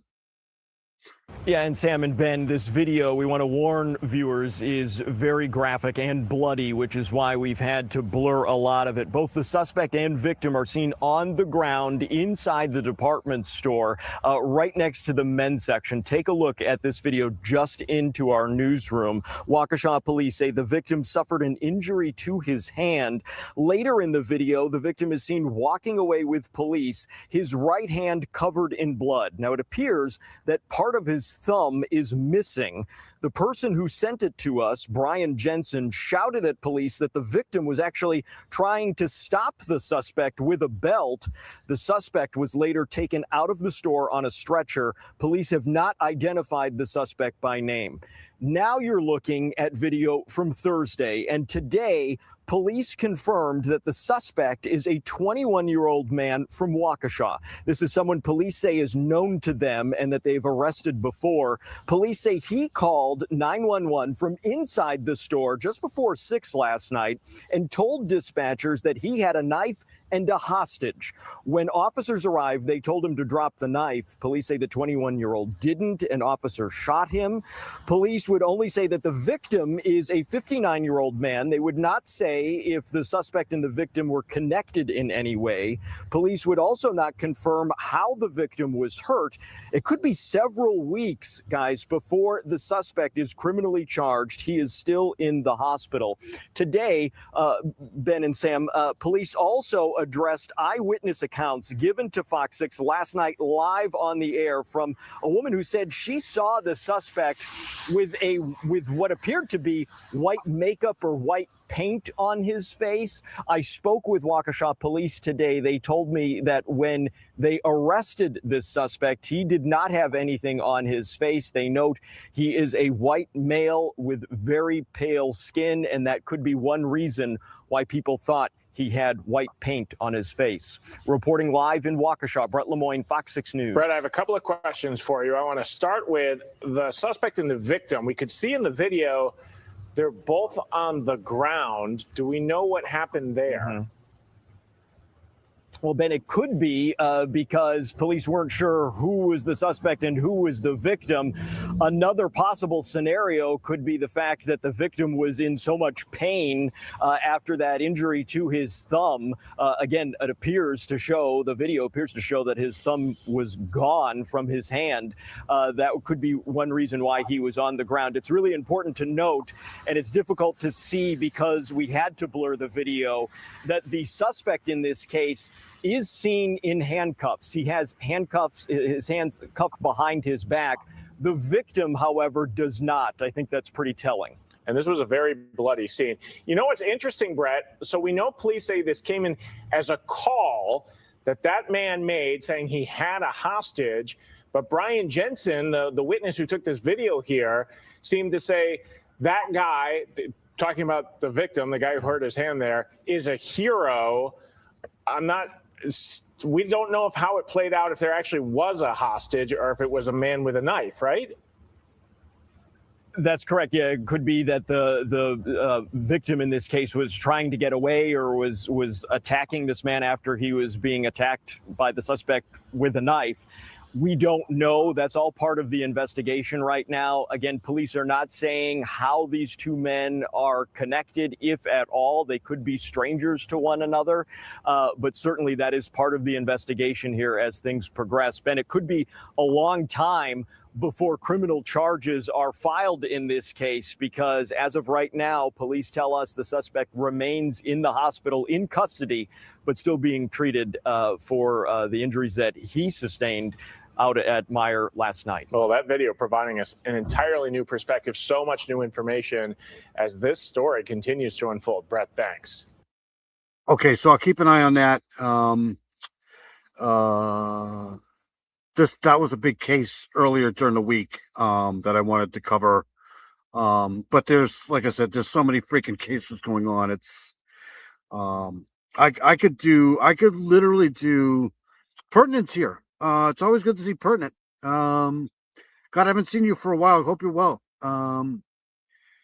It's always good to see Pertinent in here. What was I saying? We had an incident north of me in Kroger's where many people were involved and someone pointed a gun at a 12-year-old. It's crazy. It's a crazy world, man. You got to be careful everywhere you go. And you can be careful and still nothing, Have you seen the flooding in and around GenCom Omni Hotel flooding? What was I going to say? There's so many cases going on. I could literally do 3 to 4 lives a week and still not be enough.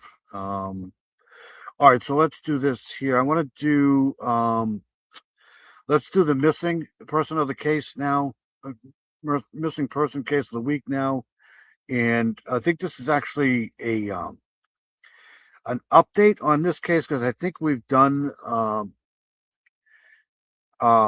something on her before, Madison Allen. And I'll bring up the information on this here. Also, Thomas was in here last couple weeks ago, and he had one of his friends or cousins or something was missing. I need to catch up on that too. There's a girl missing from Kokomo, May 29th, didn't get reported out on social media till a couple of days ago. Do you know who that is? I can look it up. I can definitely look that up. But anyways, this case here, Madison Allen, I'm pretty sure we've done something on her before. I'll pull up the information anyways, though. But the boyfriend has been named the person of interest in this case now. So let's check this out here. I'm Marnie Hughes, and this is Missing. Thank you for joining us. Each week, we cover a missing person case, often that flies under the radar and doesn't get much local or national attention. Every missing person matters, and we are here to shine a light on those cases. This week, our featured case is a mother of 3 from Louisiana and a possible break in the case. Madison Allen, last seen in 2023. She vanished around Thanksgiving. Madison's mom, Lynn, missing her daughter every day, says she will not be silenced. I find my strength in Madison and the love that I have for Madison because I know my baby's out there. My baby's out there waiting for her mama to find her. Coming up, deputies name a person of interest in the case and a major break, what we know about him. Okay, thank you, Pertinent. I'm gonna look into that right now. Do you guys remember this case, the Madison Allen case? And will it finally lead to answers and to Madison?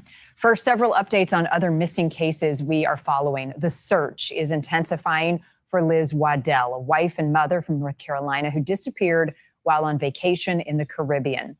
Liz was on the island of Grenada when she vanished. So I will be very shortly here tonight covering this case too, the Liz Waddell case. Last seen going for a swim on Ants Beach in St. George's, the island's capital. Liz's towel was found on the pier and her cell phone was also left behind. Her husband and daughter have now traveled to the island to help in the search. Local authorities are asking fishermen and anyone boating in the area to be on the lookout for Liz. Savannah Guthrie has made another plea to her mom's kidnappers to do the right thing. I'm coming on today with a very specific message. It has been months since our mom was taken from us. Our family is in agony. We are in a nightmare that will not end. Nothing about our situation has changed. We have done our part, and we will never stop looking for her. I'll be going over this tonight too, shortly. We will always ache for her and feel that hole in our hearts. The world can be a cruel and unforgiving place, and I know that you have tried to do things the right way. So I'm asking you, begging you to do the right thing now. Make the right choice. Help us. Thank you, Pertinent. I appreciate that. Yes, Heather is an amazing human being. We're glad to have Heather here. Let's see here. Savannah, yep, it's very sad. Where's Tracy? I don't know where Tracy is. Tracy is awesome too. I'm assuming Tracy's busy with her pets. Tracy's amazing though. Tracy and Critter Mama. Critter Mama is awesome too. Find her. Tell us where to look for her. I truly believe it is never too late to do the right thing. Help us bring this situation to an end. For all of us, no matter where we've been and what we've done. National Center for Missing and Exploited Children, several faces I want you to see of missing teens.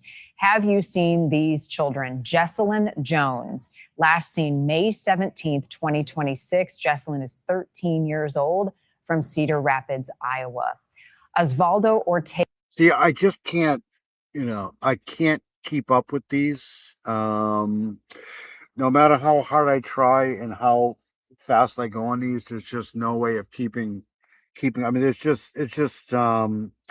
it's sometimes almost defeating, to be honest with you, because you try to do the best you can. And, look, there's, hold on a second here. Let me just go here for a second here, since I'm here.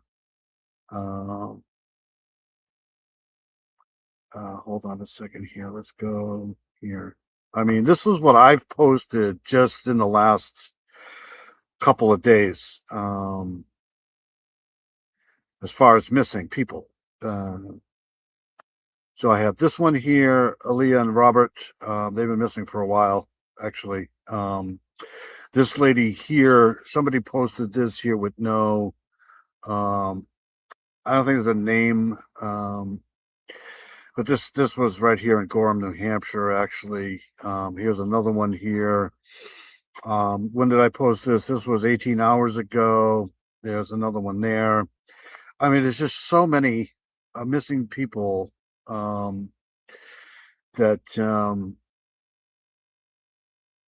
I don't know how you keep up with them all. This is just crazy. But let's get back to this here. Guanto Osvaldo. He was last seen on April 21st, 2026. He's also 13 years old from Omaha, Nebraska.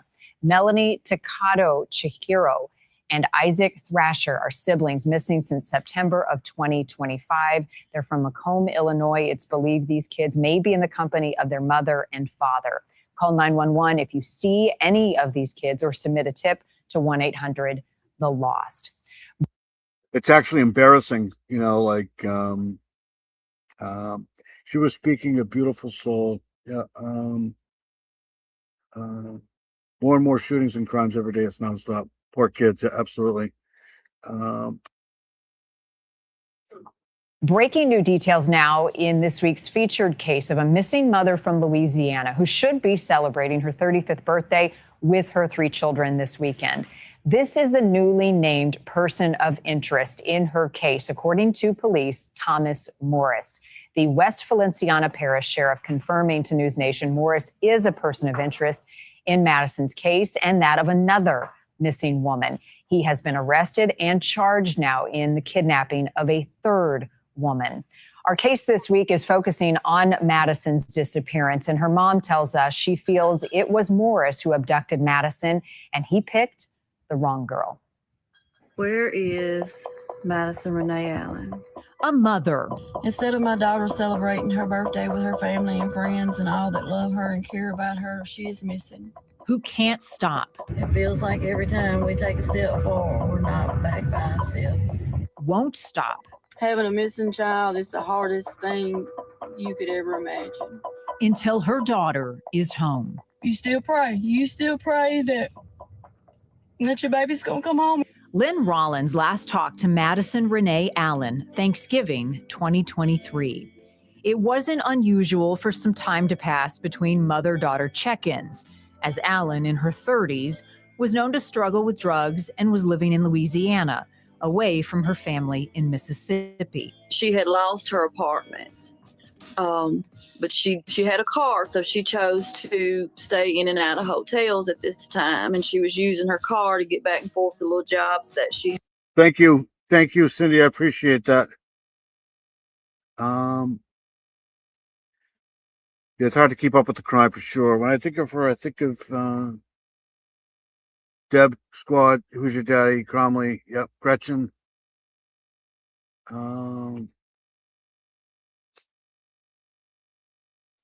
Let's see here.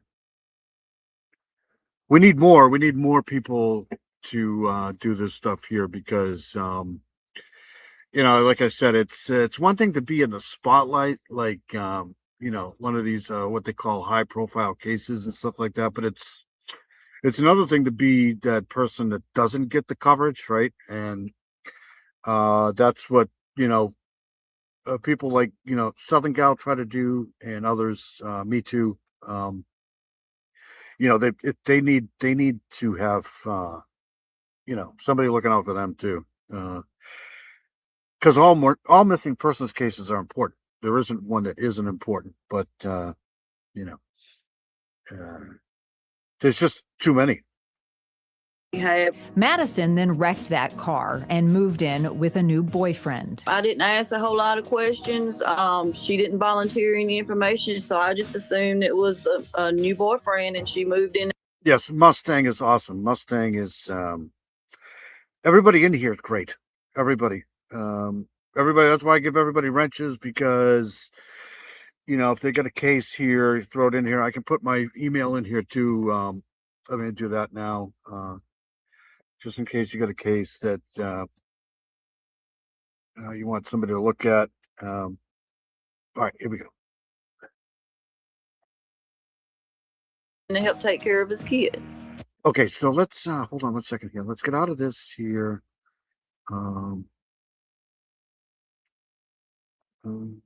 And then we'll get the information on this case here really quick. All right, so this is basically just the AI version of this here. So Madison Renee Allen is still missing after disappearing from Zachary, Louisiana. I think I've done 2 lives on this here. I'm not sure. She was last seen, so this is the timeline here. She vanished from the 3300 block of Ash Street in Zachary, Louisiana, where she had been living with her boyfriend.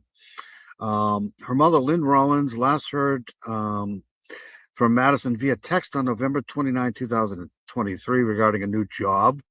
The boyfriend provided conflicting accounts to law enforcement. He claimed to the police that she left in an unrecognized vehicle. Physical description: Madison was 32 years old at the time of her disappearance. She's 5'2" tall, weighing about 115 pounds.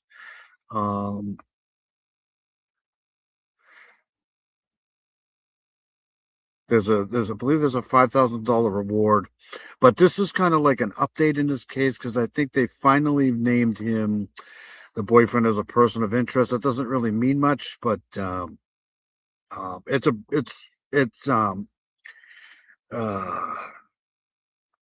it's possibly a step in the right direction. So here we go. Growing up, my biggest fear has always been that something was going to happen to my sister. With her 2-week-old in her arms, Madison's little sister explains how the family stopped hearing from Madison and did not know her new boyfriend. Mom went through all of Madison's Facebook friends and stuff, text them, trying to see like if anybody heard from Madison. Well, Thomas was one of them. And his only reply back was, haven't talked to her in a while, but I've been looking for her. Need to talk to her. Never once mentioned that she was living with him, nothing. In fact, Lynn says she texted back and forth with the man who never revealed Madison had been living with him. Zachary police made that connection. After Mama reported her missing in Zachary, they used the Facebook post with the kid in the background. And that's when they found out who she'd been living with. I think it's important that we do everything within our ability and resources to help the family. Zachary's mayor speaking as a new billboard went up on a main thoroughfare in town. Eyes being on this right here, having that sign there and having signs there, it might jog somebody's memory to say, hey, I know that girl, I've seen her, I know who she's been around. The investigation go out and talk to them. I mean, she has her problems, her days, you know, but she'd never do Mama like that. Madison has a new nephew to meet and children growing up without her. That just freaking sucks. That's absolutely awful. To hear a little boy sit there and say, my mama doesn't love me, where's my mama? We can't even tell him what's going on, or like even a little bit, because we're scared he might like run away or something. But Lynn Rollins will not be silenced. She'll be posting and praying. I find my strength in Madison, and the love that I have for Madison, because I know my baby's out there. My baby's out there waiting for her mama to find her. Before we continue, I'd like to talk about something that affects all of us, whether we realize it or not. Online Security Plus. Picture this. You are in a public space, the airport, a hotel, maybe a coffee shop, and you need to connect to Wi-Fi. Made easy. Spillman tells us he'd ask anyone with information on any of these cases or any others to contact his office. We were unable to reach Morris behind bars for comment. Joining us now, Woody Overton, host of the Real Life Crime podcast. He has covered Madison's case extensively. Thank you for being here. Let's start with the arrest of Thomas Morris. Police do call him a person of interest in Madison's case. What have you learned about the relationship the two of them had? Well, first of all, thank you for having me. And, you know, what you do is so important in covering these missing persons cases. In Madison's case, Mr. Morris being arrested for the kidnapping and false imprisonment of a young lady that he brought back from up north. It came after we released the podcast and episodes on the podcast about Madison, and it's hashtag what happened to Madison and all the tips that we received and everything else. So I believe that he fled the area because of the. Okay, so this wasn't difficult. Sorry. I was doing something behind the scenes here, but this wasn't terrible to do. Normally it takes forever for me to find this shit, but here we are. So this is the location here, 3300 block of Ash Street in Zachary, Louisiana. This is where she was living with her boyfriend here. And it's right. So here's Ash Street. It's basically this area here. I don't want to dox anybody here, but it's either this side or this side here. And let's see here. Just take a little drive down the road here. So according to this, it says she vanished. This is where she vanished from. Her mother last heard from Madison via text on November 29, 2023 regarding a new job. So she was going to be getting a new job. The boyfriend provided conflicting accounts to law enforcement. He claimed to police that she left on an unrecognized vehicle. I mean, how's that happen? But gave varying stories regarding whether she took her belongings with her. So this is, this is the area here. I don't think we're going to get anything from this because I don't think there's any real, unless somebody has, a camera. I don't think you're going to get anything because I don't see any street cameras here. If there was a light here, there might be a camera and a light, but I doubt it. But this is the area here. 3,300. So it's right in here somewhere. So 30. So it's probably over here. All right, so let's go back to the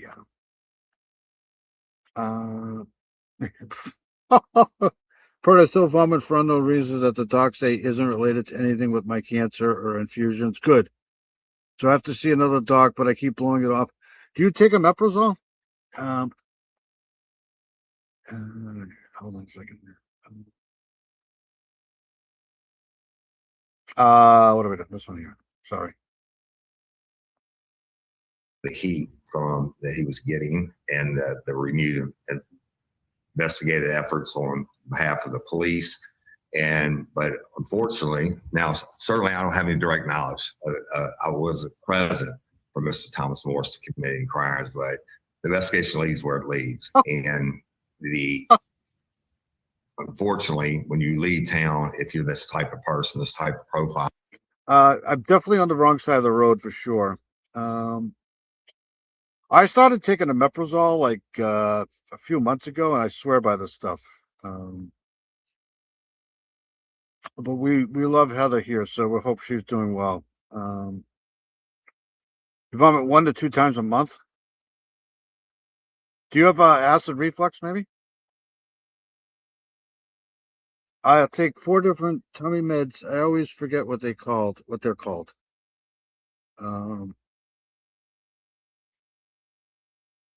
You're a good-looking kid. I mean, she's 31, but still a kid to me.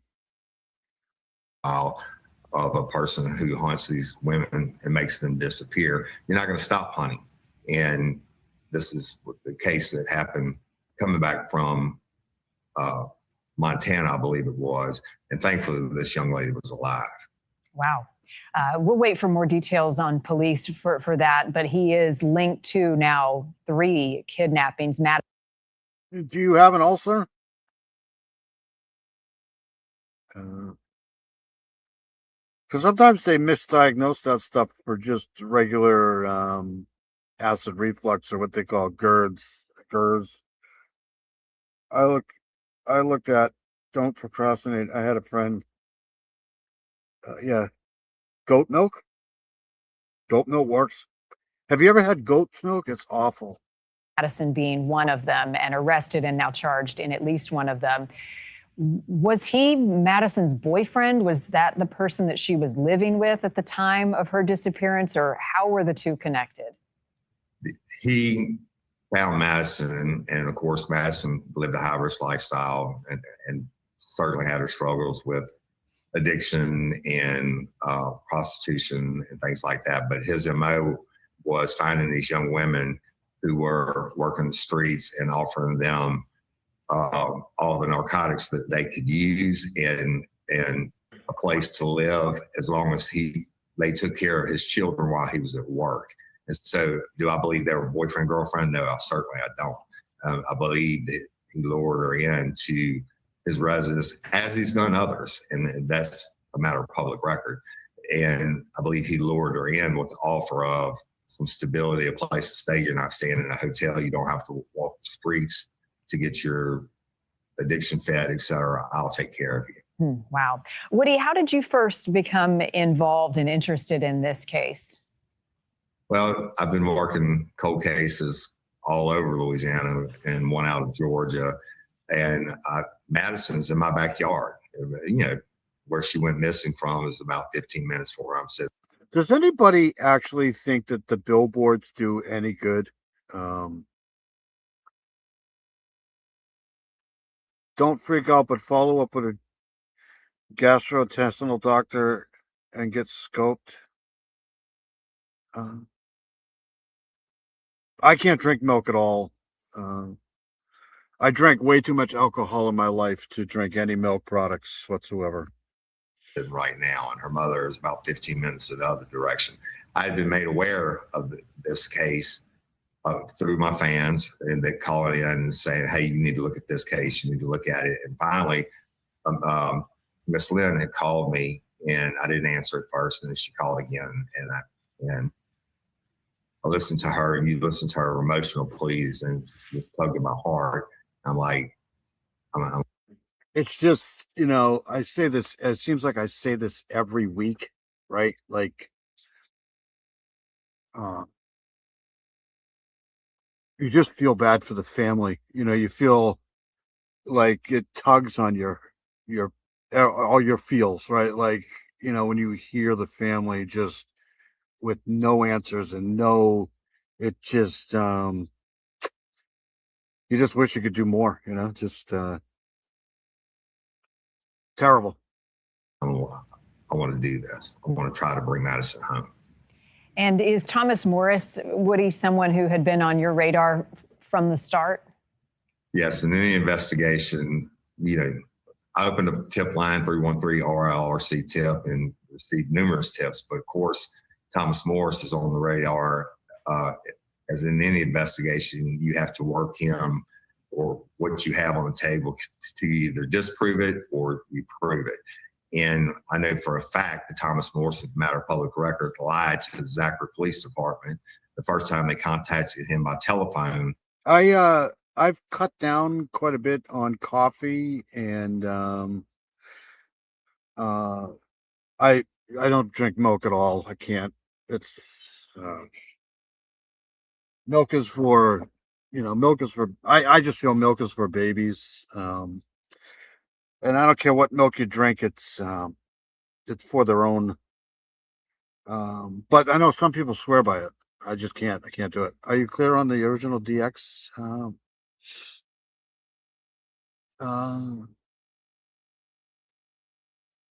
And he said, "Oh yeah, she was living here, but I hadn't seen her since November. She left with an unknown male and took all of her belongings." Now, Miss Lynn never given up. Keeps pressing the Zachary Police Department. They finally call him in for an interview. In my opinion, in this case here, it's either him or it's a drug type thing. And his story changes. The date she went missing by a couple of days, but he changed the fact that, oh, well, no, actually she left all of her belongings at my house. Now, what female do you know is going to leave their cell phone, all their clothing and everything? What else was happening at the time of Madison's disappearance, and what communication had she had with her family prior to the day she vanished? Well, it wasn't uncommon for them to go a week or two, sometime without talking because of the lifestyle that Madison was living. But Lynn knew at a certain point that something was wrong. She was pregnant right there, for sure. Wrong. And then when she started asking around, Madison had told her she was living with a guy and that she was okay. And then no contact. And then there was some contact from her cell phone after the date that she went missing. And that, of course, threw up red flags. And like you mentioned before, one of the contacts that she was talking to was Thomas Morris. And he never identified himself as, oh, yeah, I'm the guy that she was living with. Oh, yeah, all of her belongings are here at my house. Because of where you're located and the proximity to Madison's disappearance and also her family, now we've got that new billboard up in the area. Woody, how much has this case come back into focus for people who have been following it and looking for a resolution for this poor family? Well, I could tell you since we started many months ago, the shares on hashtag what happened to Madison, the views, and the different groups across the nation now, not only locally, that are sharing. It's Yeah, I think that's what I mean. I think it's either some sort of a some sort of a cover up there with this case here. My brother had some removed too. I'm avoiding it if I'm not in pain in my body parts. My doctors hate me, I'm sure. Nausea and vomiting only started since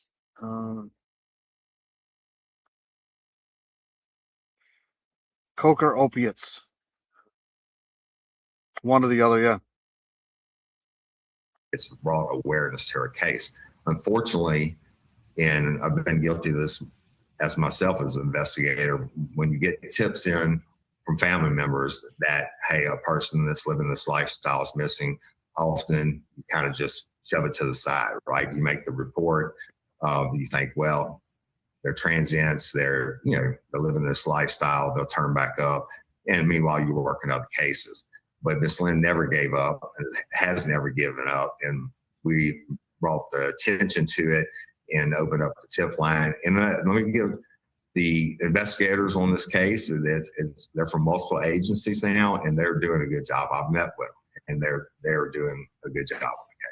Yeah, it's the point of our missing series. I mean, we cover the cases no matter someone's lifestyle or background, the choices they've made, the crowd they ran with, their race, their religion. Every missing person matters. And in Madison's case, she is deeply loved and missed by her family. As you've talked to Lynn and others who knew Madison or know Madison, what have they shared with you about her and what her absence how that absence has impacted their daily lives? I talk to Miss Lynn almost every day, and she's been. I literally swear by these. I drink these vitamin waters here. I love these. These are awesome. They seem to be the only thing that I can drink these days that doesn't bother my stomach. So there's that. But I've been taking the omeprazole too, which has been helping. In my studio, and we've recorded sessions together. But we talk every day on new leads that come in on the case, and look, they miss her dearly. And Madison, every life matters. Okay, no one deserves, no matter what your lifestyle is, no one deserves to be murdered or missing like this. And it's just, it tears them apart. I mean, she's got kids that she's never going to see grow up, and she missed dearly. And she's fortunate. A lot of these families don't have contact with their children or these young ladies when they go missing, and they haven't had contact for some time, and therefore there's no one to report them and press the fight like Glenn Rollins has for Madison. Yeah, it's a tough question to ask, but for many families of missing, they hold on to hope that their loved one is alive. Does Lynn still hold on to that hope, and what does she believe happened? Absolutely not. She believes that Madison was murdered and her body was disposed of. There's no hope, and she'll tell you that herself. There's no hope. I wish nothing more than that Madison would return, but she's not going to. And I can tell you that for a fact. Have there been searches of... It's always good to see you, Pertinent. Thank you so much for coming in. I will look up that case that you talked about earlier in the chat. I'll take a run at that. There's so many other cases too, but it's always good to see you in the chat. Have a great week if we don't see you, for sure. Families should never give up hope in finding an answer. I agree with you 100%. It's got to be taxing though, because a lot of the times it's from law enforcement too. I mean, they don't tell the family a lot. So the property where Thomas Morris and Madison lived or around the area? I know since Madison went missing, Thomas Morris was arrested for strangulation, domestic We love you too, Heavy. If you fall asleep, that's okay. I'm really good at putting people to sleep for sure.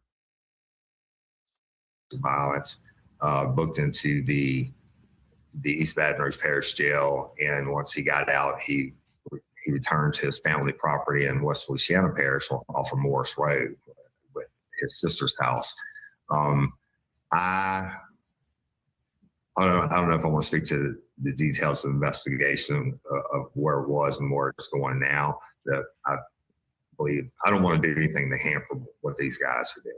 Understood. Understood. Anything else, Woody, you want to add to shine a light on this case that the public should know? Because there certainly is someone out there who knows something, who saw something or heard something about Madison's disappearance. I have.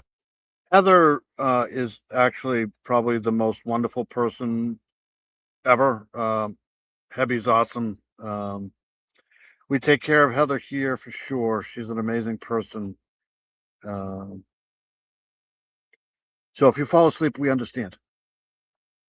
At least 3 more females that Thomas Morris approached and tried to get them with the same ruse. And this is since Madison went missing. One as recently as last December. And it's, of course, he's locked up now. And just be aware. And it's evil exists, and you just have to be aware. And I can tell you this: when he got arrested, at first they didn't name him as a person of interest, and Sheriff Brian Spillman, who's what I do hate is when there's a situation like this where people do go missing, and if there's a blemish, so to speak, on their resume as far as life goes, that people tend to care less. I don't act like that. Like if somebody goes missing, I don't care what they did in the past. I don't care what they do to go missing. I'm going to try to still help because everybody's, in my book, everybody needs to be treated equally. I don't care. Because a lot of times, people go with, it's just a drug thing, and, or, the person was messing with the wrong crowd or something like that. And they kind of blame that on the abduction or the missing. That doesn't work in my book, man. I don't care what walk of life people come from. I don't care who they are. They're going to get just as much attention here as they would anywhere else. So, because it happens a lot where, just because they have a specific issue or it just, that bothers me. a great guy. Later that same day, came back and said that he is not only interested, person of interest in Madison's case, but also a young lady who went missing, whose last known residence was at Thomas Morris's residence in St. Francisville. Thankfully, she had the forethought to give that address to her family members. And the last anyone heard from her, she was running through the woods saying, "He's chasing me," and the cell phone went dead. Nobody deserves to go missing and get dead, put it that way. That's just my opinion. Wow. Well, Woody, thank you for your attention to this case and for the information that you're able to share. And I appreciate that you're protecting the investigation with more that you know, but in the hopes that no one else is at risk and in danger. Woody Overton, host of the Real Life Crime Podcast, will be in touch. Thank you. And please reach out as you learn more. Thank you so much for having me. Of course. Anyone with information in the disappearance of Madison can contact. Okay, so here's the missing Madison Allen Crime Stoppers. This is the number 225-344-7867 if you have any information. I think they're getting close in this case, though. I say that all the time, but you never know. Contact police or Crime Stoppers at 225-344-7867. Again, Thomas Morris named a person of interest in her disappearance. That's the end of that missing persons there. I'll keep an eye on that there. I do want to go to this case here because this is kind of another missing persons case here. My 40-year-old son didn't come home overnight last Saturday, and I was frantic. He stayed at a campsite. And his phone died. I don't know how my parents put up with my staying gone for days. Is that your son, Hoosier? All right, let's what was I just doing? I want to go to this case here. So this is the case of this Granada woman here. Yeah, me too. All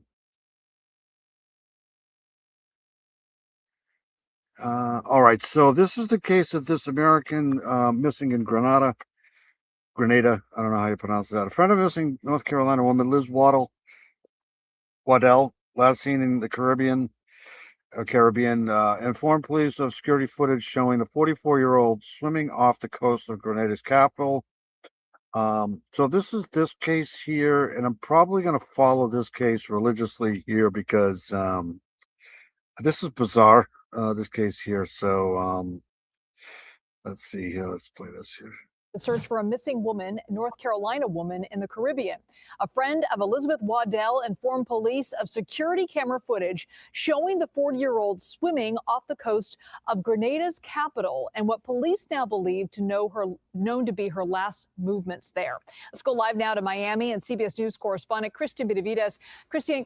I used to jump in a car when I was 16 and drive down to New York City and just hang out for days on end. We used to go to watch the ball drop for New Year's in New York City.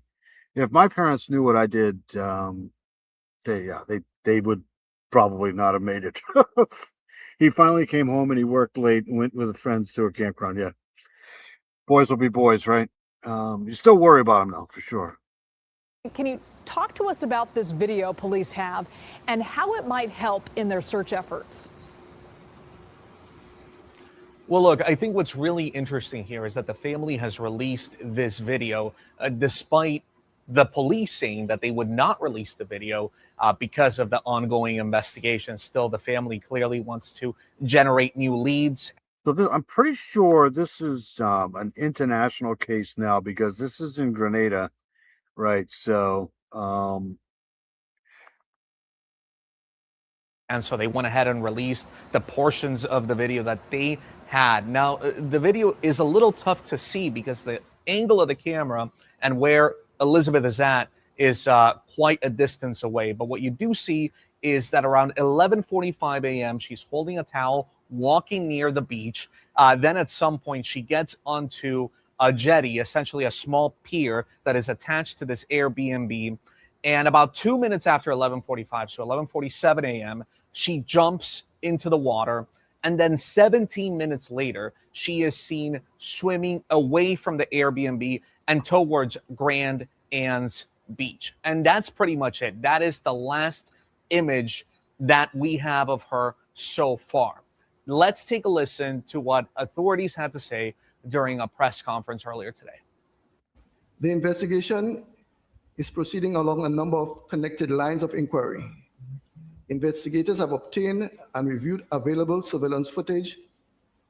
Witnesses have been identified and interviewed. Investigators are reconstructing Mrs. Waddell's movements leading up to the time she was reported missing. Relevant locations have been examined and reported site scenes continues to be assessed. Among the witnesses, a group of jet skiers who say that they saw Waddell in the water about. I said it last week, back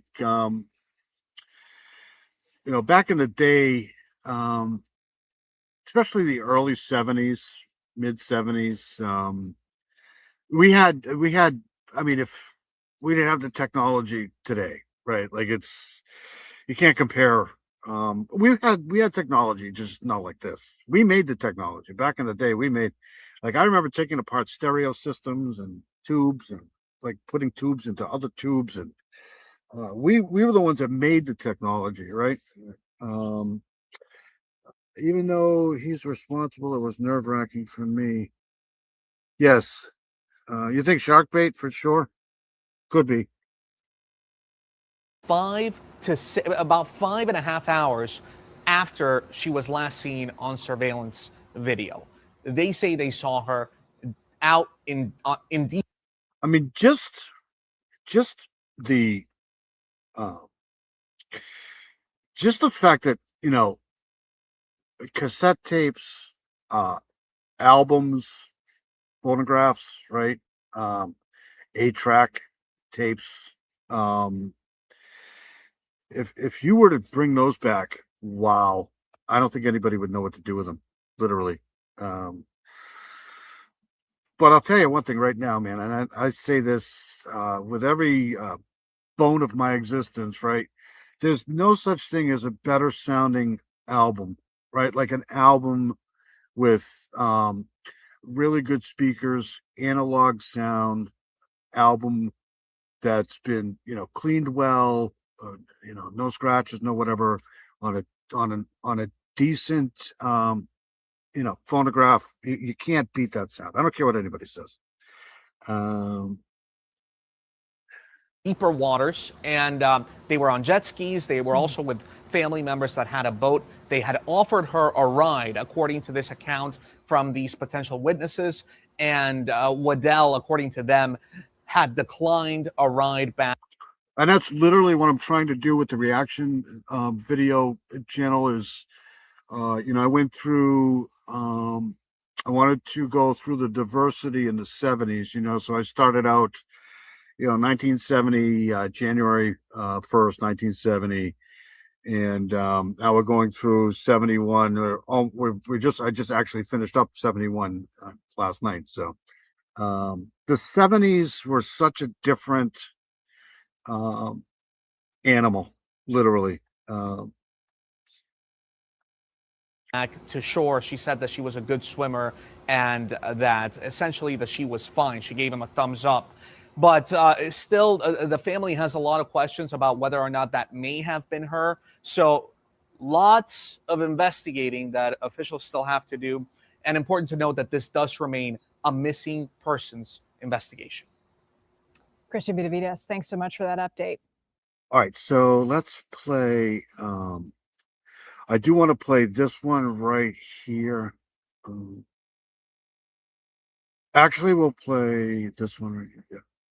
They've not been able to find her yet. We have an unconfirmed tip that we received that somebody possibly saw someone who looked like her on Friday night in front of a grocery store. They've checked all the hospitals on the island. I mean, technically, you can't get any better than digital sound, right? If you know, like digital sound measures things in zeros and ones, where, you know, an analog signal basically cuts off a lot of the, you know, the peaks and valleys in sound and stuff like that. But, you know, I'll tell you one thing right now, like if you go and play certain music on a digital system and then play it on an analog system, they cut out a lot of the stuff that made the analog system work, right? Like, you know, a lot of the feedback and stuff from the amplifiers back in the 70s, if you don't hear that, it just doesn't, it's not the same. You need that feedback. You need that, you know, you need that, the reality, you know, because we were there. We need that sound. And when they take it out of there, when they digitally remaster it, they take a lot of that impact away, and it's just not the same. It's just that's how I feel anyway. It's just my opinion. And they've checked places that they visited prior the week that they were there on the island. They've also checked they're checking places that she kind of had on her list of where she wanted to go. We're searching. We're doing everything.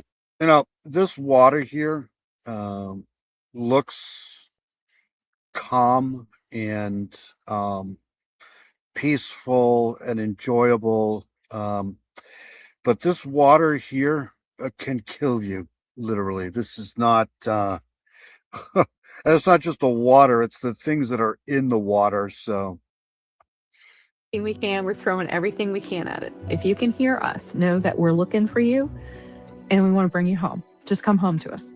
Hi, Amanda. Thank you so much for joining. I'm not saying that that's what happened, but you know. Us. So your friend Liz Waddell has been missing now since July 22nd while visiting the Caribbean island of Grenada, which I understand was a dream vacation. She went swimming solo and has not been seen since. How are you holding up? We're trying to take it moment by moment right now. It's quite, emotional and fatiguing, as you can imagine. So I understand you've known each other for a lot of years. Just talk to us the background of your friendship. My husband and Liz's husband were college roommates and are best friends. They consider each other brothers. And they were both best mans at each wedding. And all right, so hold on one second here. Hold on one second. I want to show you where Grenada is. So this is Grenada here. There's St. Vincent there. There's St. Lucia there. Barbados here. This is definitely the Caribbean here.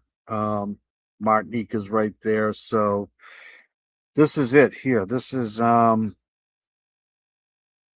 island here. And these waters around here, if you go, I don't know, half a mile out, they become their own, they become their own problems, right? Not saying that's what happened to her, but it's definitely possible. So let's go back to the video.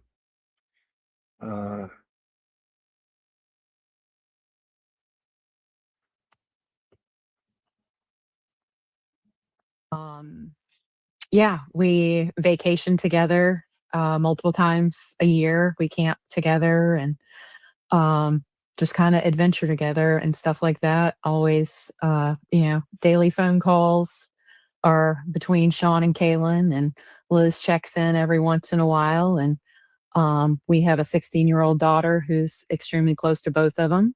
She refers to them as her aunt and her uncle. And we're just best friends. You went away with another friend. There was a time I probably had, I don't know, 500 albums at one time. And the problem with albums is you had to really take care of them. There was so much work, but once you got used to it, it was pretty. You had to clean them every time you took them off the phonograph. You had to, put them in their sleeves, put them back in the thing, keep them upright. You had to keep them in a dry, not so hot room, right? You had to take care of the needles and stuff like that. There was a lot of work to them, but they were, the sound from them, if you had, pretty good Boston acoustic speakers and it's just the sound.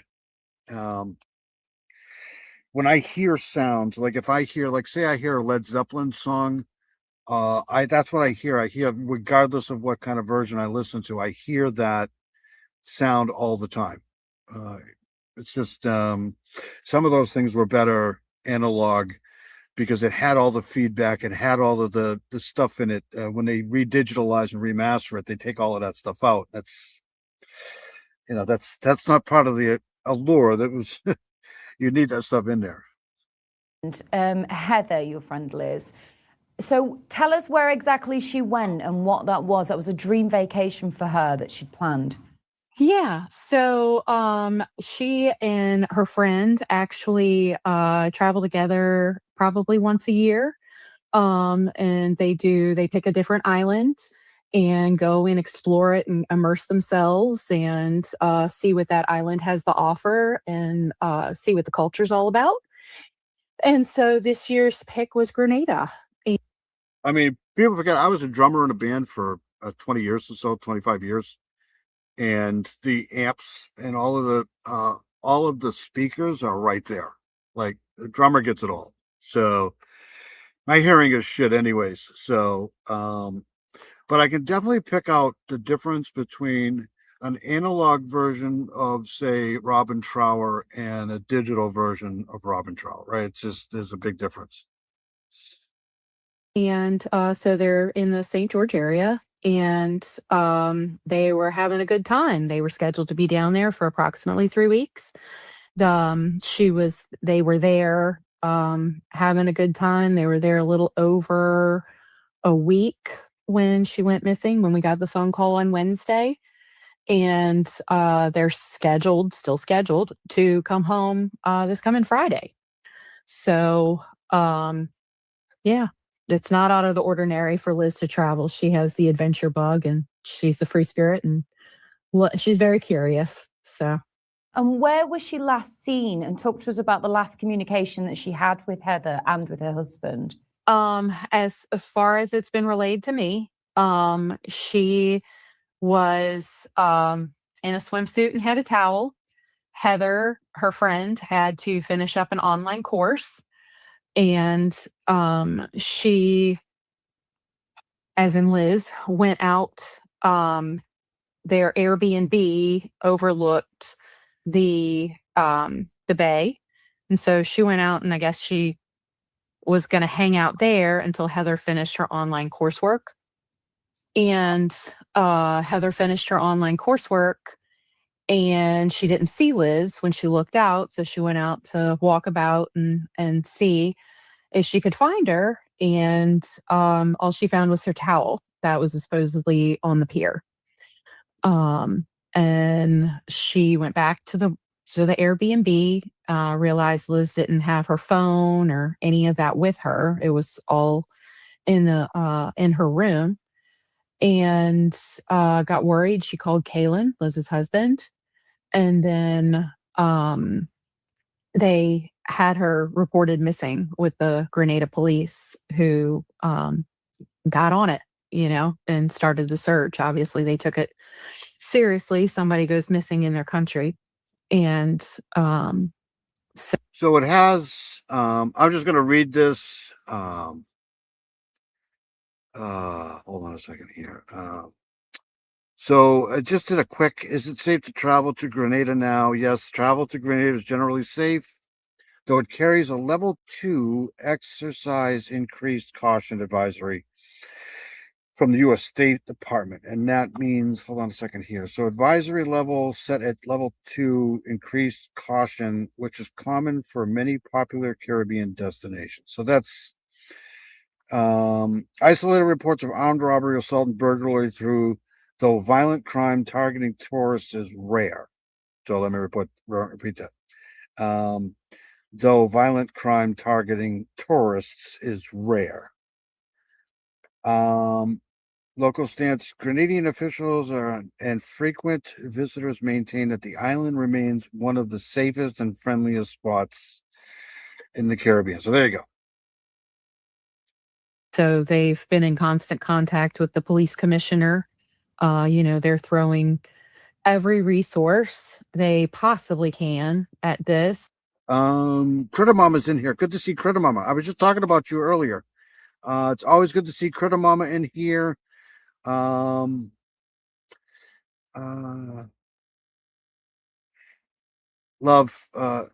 Trower. Yeah, Trower's awesome. I got my dad's jazz album. Some of these are 50, 60, 70 years old, and the analog days seem to have more clarity. Yep. It's possible. Resources that they have. And we're just, people forget, like when I grew up, right, we were lucky if we had AM, amplified modulation in a car.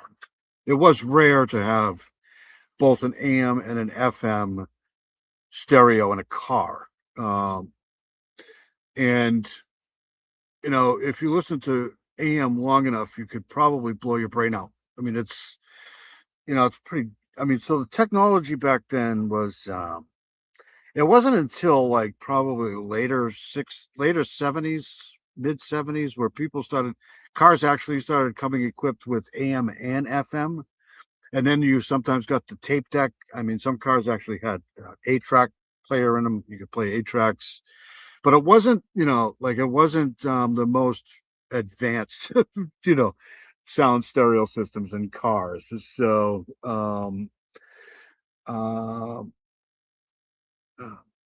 it was rough, but you know, we made it through. Like I said, we created our own technology back then. We took things apart, put things back together. We got speakers from, other speakers and put treble and bass and equalizers to them to straighten out the sound. And we made the technology back then. They didn't have technology for us. We made it. Nowadays, it seems like it's reversed, where they make technology for us, where back then we took things apart, put things together, and jumbled it all up, and it sounded great. Just asking anybody who has any details that could possibly lead us to her whereabouts to contact the authorities that are on her missing persons poster, and just help us find her. No details too small. And was this about 8 p.m. local time we hear that she went for a swim? Because I think there's been some difference of what time it was. No, this is between 12 and 1 p.m. in the afternoon. No, she would not have gone for a swim at 8 p.m. No, no, I've seen that. I've seen that going around online. Everybody's saying she went to swim at 8 o'clock. What did she think? She did not go to swim at 8 o'clock at night. She was. That's what I'm talking about. We had the technology, man. We made the stuff. We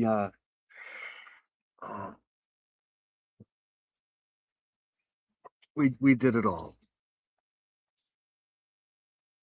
Out in broad daylight in the middle of the afternoon. And where is the search at the minute? Because obviously you told me previously today that there are about 10 family members, or about to be 10 family members and friends down there helping with the search. Where is the search at the minute? And is there anywhere that they've ruled out? Whenever I hear of stuff like this here, now I'm not trying to call this woman a lush or whatever, but sometimes you can get roofied and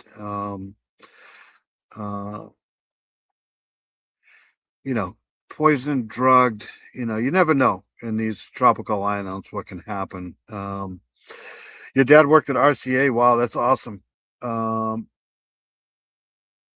That's awesome. I remember the day I asked my father for a drum set. That was it's different back then, man. It was like what do you think I am, a bank? I think forget it. We'll get my own. They've checked all the hospitals on the island. They've checked places that they visited prior the week that they were there on the island. They've also they're checking places that she kind of had on her list of where she wanted to go while she was visiting the island. The Coast Guard has been out. They've had divers out for a few days. And even one of the glass bottom boat excursion companies, their boat operators just took the boats out and have been searching for her as well. So we should do that one night on the live here. Get a couple people up here and reminisce about the old days. It's completely different. The house parties, the field parties, the parties outside. I mean, we literally take down forests to make bonfires. I mean, it's a completely different day now, man. It's just it's not the same. It's not the same. I mean, you're talking about I remember the biker parties where there's just a big field with like thousands of bikers and t-shirt contests and kegs, beer galore. Like the bigger, you find the biggest mug, right, you can find to get to the keg and get like the biggest beer you can. And just those parties were, I'm surprised more people didn't die, put it that way. we're grateful for that. Um, they've not been able to find her yet. We have an unconfirmed tip that we received that somebody possibly saw someone who looked like her um on Friday night in front of a grocery store. Again, that is unconfirmed, and police are pulling surveillance for that today. Um, so that's where we are right now. The search continues for Liz. Where did that tip come in? Was that to police or was that on social media? To be honest with you, I'm not sure if the police got the tip or if one of the family members got the tip and alerted the police. So that gives you some hope, but obviously. I quit drinking like 22 years ago, but I still miss keg beer. There's nothing like draft keg beer. I don't care what people say these days about all of these ales that people drink and these beers that are like made from home, and these give me a keg of beer with a tap and a glass, mug, and I'll be happier than a pig in shit. That's the way to go right there. Obviously, you would want to see for yourself the surveillance. Cold, no preservatives, no additives, no nothing, just right from the tap, in a heavy glass, mug. I'll take it. Footage at least. Yeah. I mean, right. I mean, we want to hope that she got out of the water, right? Yeah. What is your theory at the moment? I know your head must go to the worst, but what are your theories at the moment? I mean, it would be speculation. I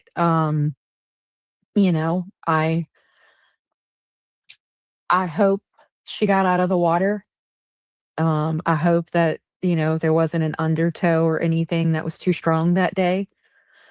But I do know that if she was in the water, I don't think the Navy SEALs could withstand the water for this long. So treading that kind of water. And have you been? I feel bad. I'm going to keep following this, but unfortunately, I have to move on tonight. Definitely going to keep an eye on that. It just could be suspicious here, and I think that's why they're kind of being very cautious with that. But it could be something just accidental too. So I'll keep an eye on that. Kegs do taste good. We iced it down. Always had fun in the lawn chair. Absolutely. Fell through a screen door carrying a keg. Huh. Yeah, a lot of things happen. Let's see. She looked too happy and nonchalant. Yeah, I agree. I think it's just possibly some sort of an accident, but like somebody said in the chat a little earlier, they don't really see a lot of this stuff down there when it comes to international stuff like this here. They just don't know how to deal with it. So we'll see what happens with that. All right, so let's go. I do want to get into this here too, because I'm going to change things up a little bit here. Let's go to this here first. We're going to go to, all right. So if you guys don't know about this here yet this week, I don't know what to tell you. So they finally released these two ransom notes here in the Nancy Guthrie case. And, take them how you will, whether you believe these or not. I'm kind of 50-50 with this here, but they did release the so the first one that they released was the February 2nd. So after the day she went missing, the 1st, I think it was February 1st and early in the morning. And I'll go through the timeline too. They received this one ransom note here. And then they received another one on the 6th, I think. So let's play this here. We'll try to figure this out. And I've changed my mind on this here because There's certain things that came out along with these ransom notes here that I didn't know, but I do know now. So I'm going to change my opinion on what happened here. Here we go. Some notes that have haunted this case. For the first time, we're seeing the actual ransom notes from law enforcement, plus a chilling development that police seem to believe this was no spur of the moment crime. The suspect may have stalked the home, studied the scene, and waited for the perfect moment to strike. This is a breaking news edition of On the Case presented by Law and Crime. I'm Chris Stewart.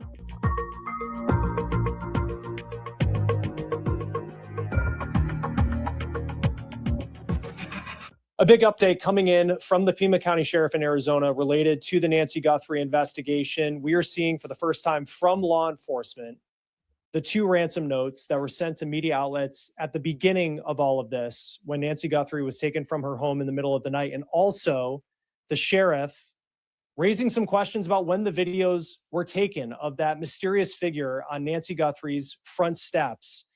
And there is a possibility that those videos, according to the sheriff, were taken on different nights. There's a lot to break down. This is really the first time in a while we have received information directly from the Pima County Sheriff.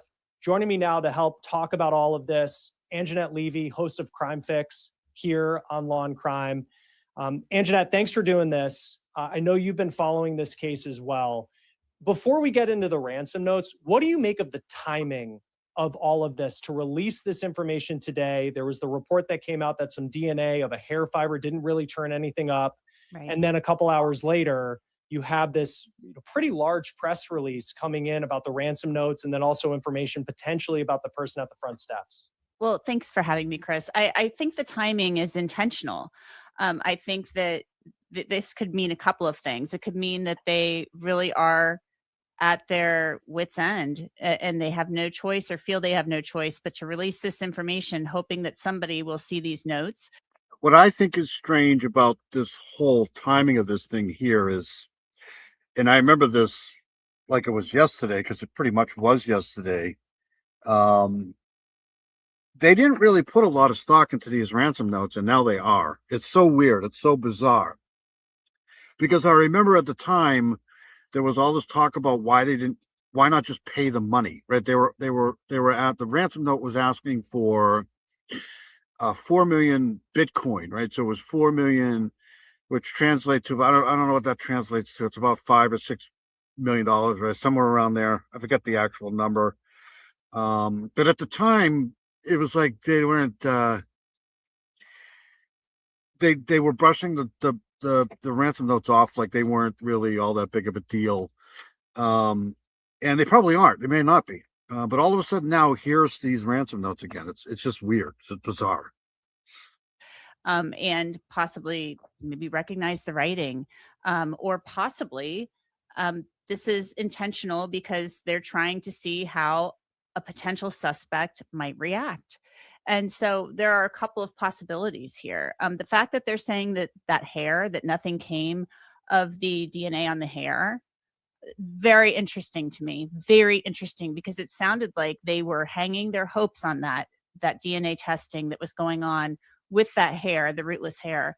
And it sounds like nothing came of it.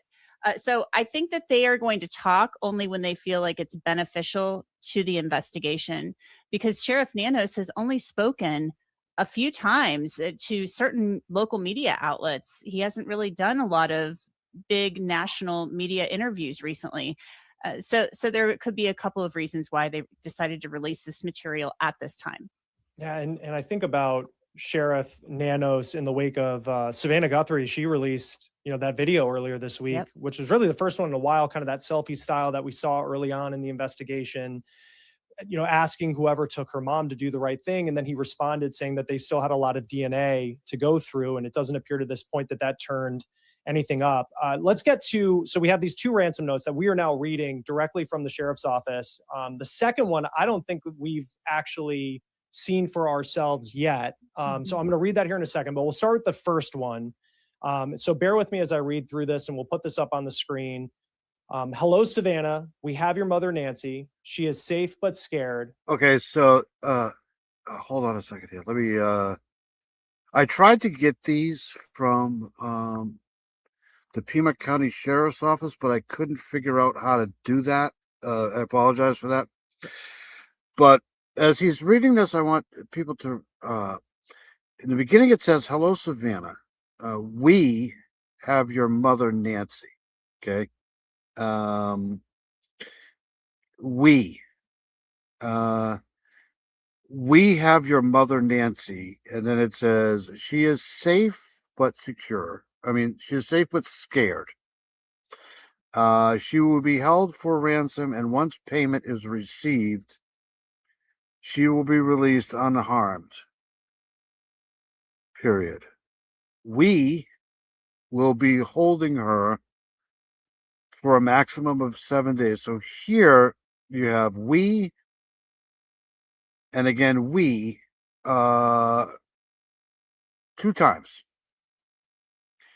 Down here, hold on a second. Hold on. If payment is not received less than, hold on a second here.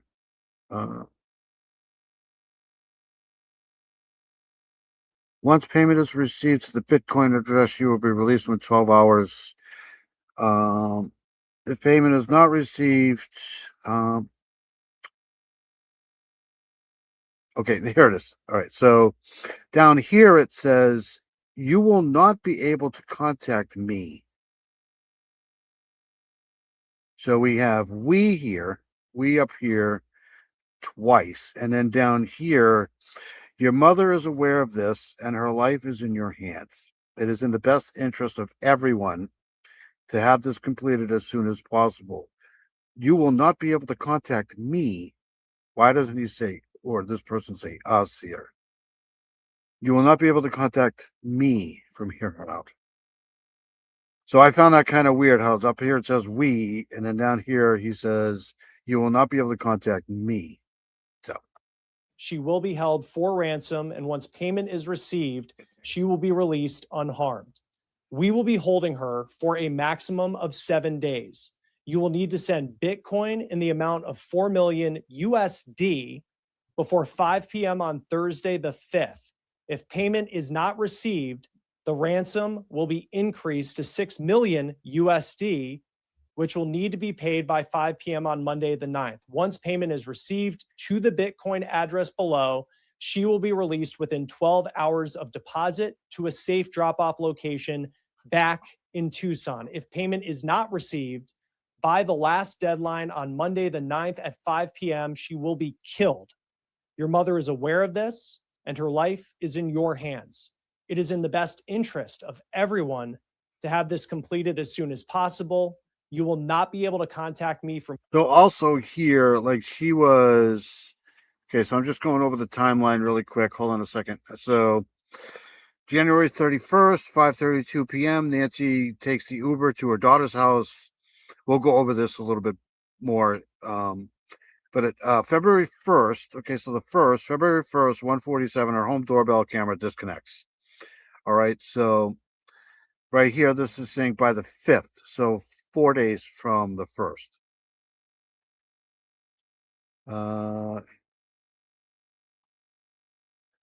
Before Thursday on the 5th. If payment is not received, so this is the 5th. Thursday's the 5th, right? If payment is not received by the last deadline, Monday on the 9th, so that makes sense there. At 5 p.m., she will be unalived. So that's just a week, right?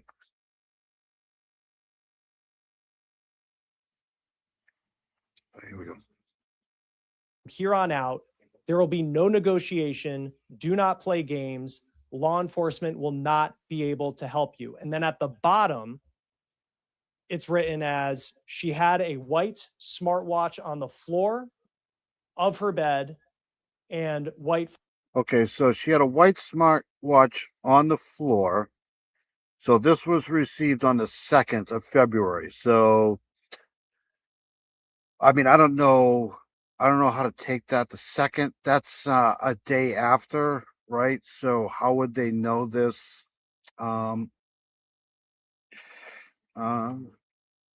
This is kind of strange too. So this is My original thinking was that the floodlight in the front was the one that was destroyed, but here they're saying that the floodlight in the backyard was destroyed.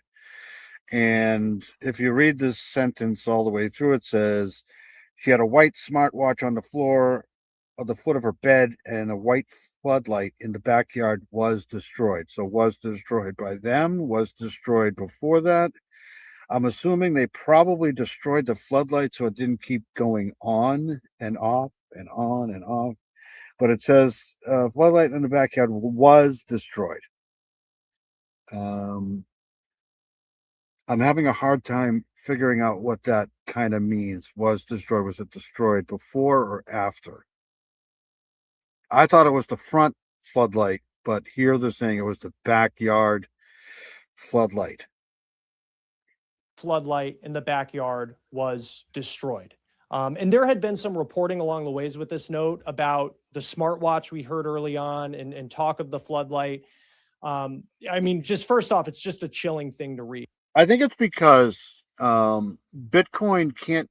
They're under the assumption maybe that Bitcoin can't be traced by the FBI.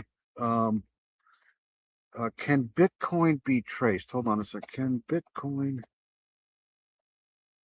be traced by the government? Okay, so yes, Bitcoin can be traced by the government.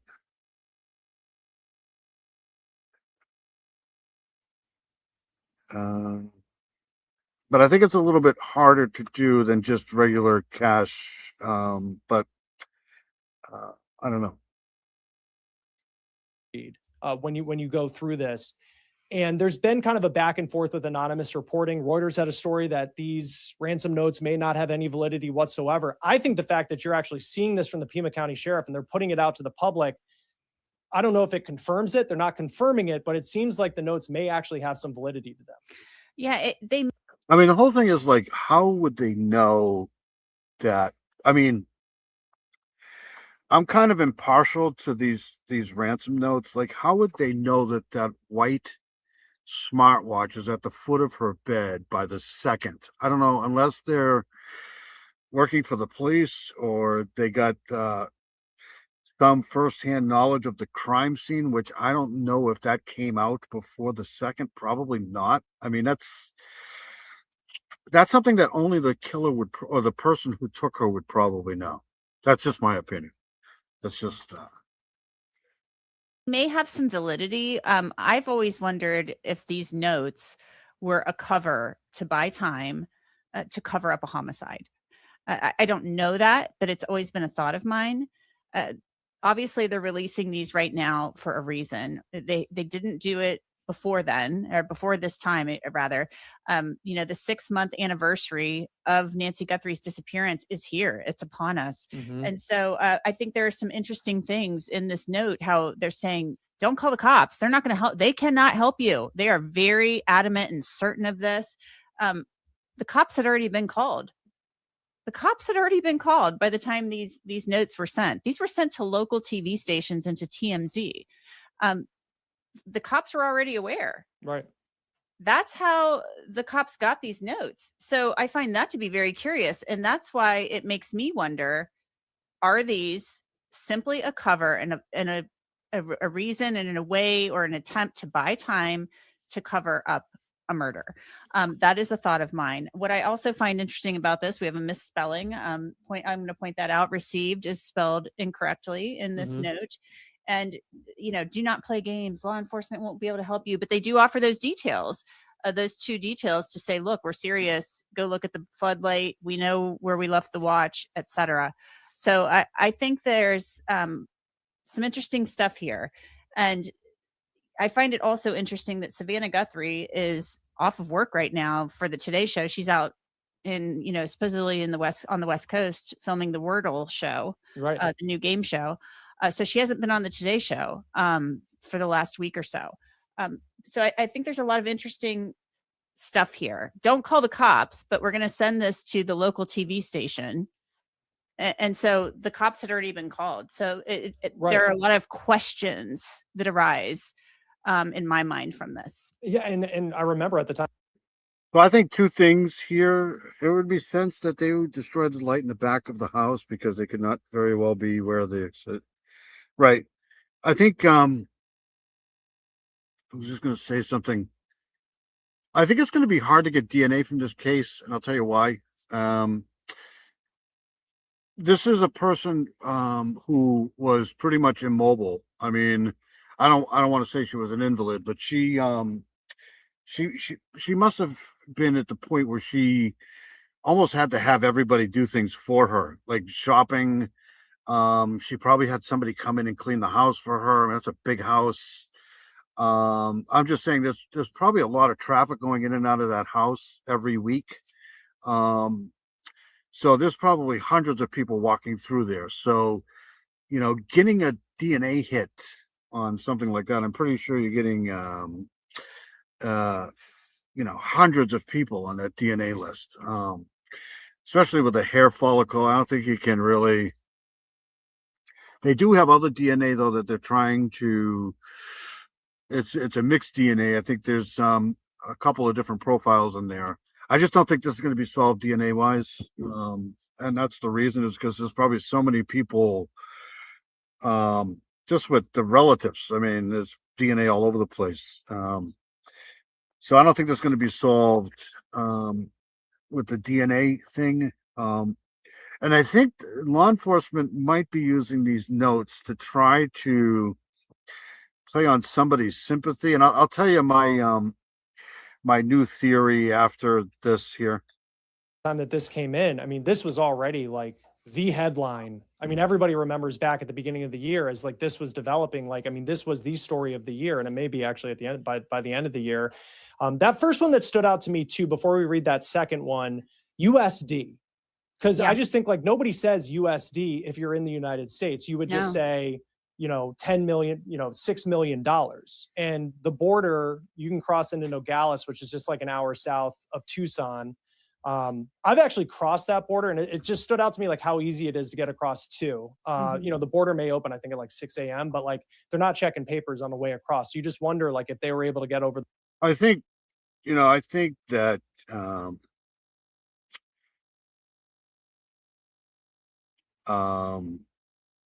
I think that the USD thing, like when you're writing things these days, you have these populate things, like they populate the writing. You can use these things to populate these things, and I think that's where the USD came from, and they just didn't catch that. But it's possible, that the person's from out of the country. I don't know. For the border, just how easy it would be to, it's not like coming back where they actually go through your passport and everything. Let me read through this second note. And it starts very differently. And the tone of this is noticeably different from that first one. I kind of think, I'm putting, how I try to do things is by percentage, right? Like I'm going to go based off a percentage here. I kind of think that these ransom notes are fairly accurate. And the reason why I'm saying that is because they're back in the news, right? And I can't get over that Apple Watch thing. It'd be hard for somebody to guess that, right? Or unless it's somebody in law enforcement that's doing this. But that Apple Watch thing is important. It's an important clue. I mean, it's a day afterwards, and they know that the Apple Watch is on the floor by her bed. I mean, I don't know how you can guess that. But it's possible. It's possible that they had inside knowledge. You don't know. The second thing is when the Savannah Guthrie pleas came. I know she came out with one. I forget when she did. Pretty sure it was very, very shortly after that. It was right after I think they got this first one. But here we go. It's much shorter as well. Guthrie family, we did not fully grasp the seriousness of her physical condition. We never intended to hurt her. That was not our intention. She perished shortly after she was taken. We believe it was heart related. She is buried in nature now. Nothing you could have done. See, here's this we shit here again. We never intended. We believe it was. We are truly sorry. So here the writer is saying we, all through this whole thing, is that just a normal way of talking? Like we, and what I'm getting at is in this letter here, it seems like, I don't think there's any typos in this one. All this we stuff here Could have changed the outcome. We want your family to know this and hope you all can find peace. We are truly sorry. Right off the bat, I mean, just even addressing the Guthrie family, where the first. So yeah, the Apple Watch, the first note, ransom note said that the Apple Watch was the white Apple Watch was by the bed, foot of the bed, and that was on the second. They received that on the second. So I don't know if they mailed it. They got it via mail or whatever. So that's something that probably only the person who did this would know. I don't understand how that could be running around the news cycles. But it's possible. It's possible that the family knew it too. I don't know. Note was Savannah, and now it's the entire family. And we know that she had like heart issues, and that was a concern. She had health problems, but very different tone in the way of this, saying that they didn't want to hurt her when that is so different from what they said, if this is the same writer in that first letter. Yeah, it's a very different tone. And I don't know many, I don't think I've ever seen a kidnapping case, and we don't see that many kidnapping for ransom cases. They seem pretty rare, where somebody would say, oh, we didn't mean to do this. We didn't mean to hurt her. Well, you've already threatened to kill her in the first note. You already said you would do that if you didn't get the Bitcoin. And so it's a much different tone. The one thing I'm pretty confident on now is that this was a targeted attack. I thought in the beginning she might have been carried into high country by a large cat. Such a strange case. Yeah, that's possible too. Yeah. See, this is the thing. I definitely believe it was more than one person. It was financial gain was the motive. That's the way it's looking. I think, I definitely think now that this was a targeted attack. This was because I don't know how many other people in the neighborhood are going to cough up, if these ransom notes are real, $4 million to $6 million worth of Bitcoin. I mean, I don't know. So in that aspect, I think this is definitely targeted. Saying she's buried with nature. I mean, I don't, that's not how people talk. I've said this before. Nobody talks that way. I mean, it's got a different tone to it. So it makes you wonder, was somebody using Chat GPT to write these, So here it says she had a white smartwatch on the floor of the foot of her bed. So that's pretty, you would have to probably be there to write that, at the foot of her bed. And if that's where they found that white smartwatch. Did I say Apple Watch? I'm sorry. That's pretty accurate. AI. There's only a few people that would have known that where that watch was. Or something. But, we are truly sorry. And there's nothing you could have done. Well, you said before she'd be fine if he paid the money, the millions of dollars in ransom in Bitcoin. So I find this to be very curious, and it makes no sense to me at all. These are two different styles. Like I said, I remember at the time, I remember this like it was yesterday, where they didn't want to pay it. The FBI didn't want to pay it. I remember, they put up and they said, I think it was $100,000. They said they do or something like that. And they really, really were talking them down from paying the ransom, the $4 million. And then 2 weeks later, everybody had found out about it. And they're like, why didn't you just pay the ransom? I don't think it would have mattered because obviously here in the second one, they're saying that she had pretty much passed anyways. But I remember that whole thing like it was yesterday. There was a huge debate on that. Those two different tones.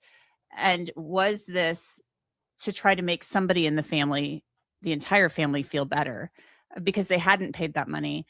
And you know, you're This was I'm almost at 90% that this was a targeted attack. No doubt in my mind now. Hoosier was a small amount of blood. I thought, I hurt myself at home by accident occasionally. I don't know how. It really is a strange case. It is very sure. Strange case. I think we're learning a little bit more right now, though, about this. That's just my opinion. I'm about 70% on these ransom notes. I think they're pretty. Actually, sorry, I'm going to go 60%. I think they're fairly credible. These two in particular, because of that description of the watch right by the foot of her bed. Now, if that's where they found that, that's eerie. I think that's pretty credible. you're trying to put somebody at ease. Why? I think Right. that's what kind of hardcore kidnapper does that? No, and it's, and I should have pointed this out before. So the first letter was February 2nd, and the second letter came on February 6th. So you have a 4-day difference. And then it's just the motive of. Okay, so I do want to hold on here. I'm going to go here now. All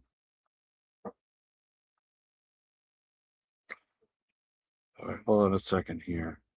So we're going to go to the timeline again, and this is where I'm going to change. I got to change my opinion on this because I did not know this before. So this came out to so this is the key timeline of events here. So January 36th, this is when this all starts. January 31st, 2026. So right at the end of January. 5:32 p.m. Nancy Guthrie takes an Uber to visit her daughter. I always thought this was kind of strange why she took an Uber to her daughter's house, but not going to go there right this very second. She was dropped in at 9:48, so 10 of 10. She's dropped off at home by her family member, and the garage door opens. So the garage door opens. So I remember last week I said that I think they got in from the back, the garage door. I don't think that anymore because the garage door opened, and then it closes. So they whoever did this didn't get in through the garage door because it was closed. So I have to change my theory now. It's probably that they did get in through the front. And then they took her out through the garage door probably, and that's why that floodlight is broken out back, is because they probably had to break it so that it wouldn't keep going on and off and on and off and on and off. Okay, so that's that.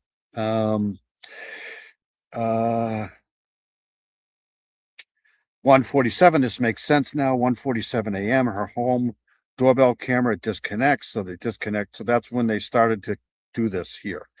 And it was right around 2:00 in the morning. So there you go. All right, let's get back to this here. All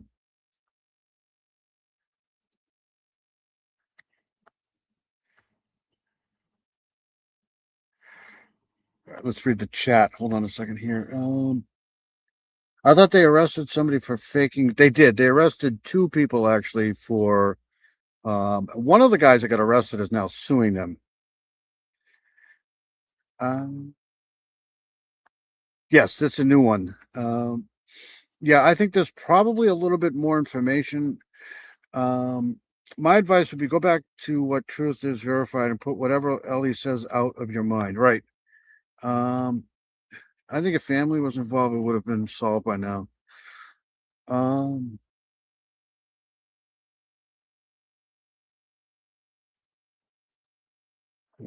try watching people chase their own tails. Could be.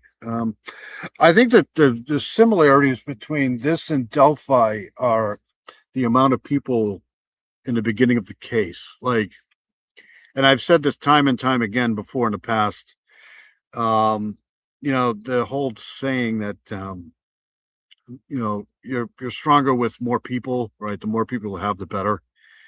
When it comes to crime stuff, I don't think that's the case. I think that's very similar here. You had too many people in the beginning of this case flooding, the crime scene. And sometimes when you have that many egos going at each other in the beginning, you're going to have a room for error. And I think that's what happened. There was too many egos, too many people involved. I think what they should do in these cases here is they should have a specific 5 or 6 or 7 people that go in, control the case, and nobody else knows anything about the case except for those, more like a team, like 4 or 5 people, because the more people you get involved in these things, I think, the more problems you have. That's just my opinion.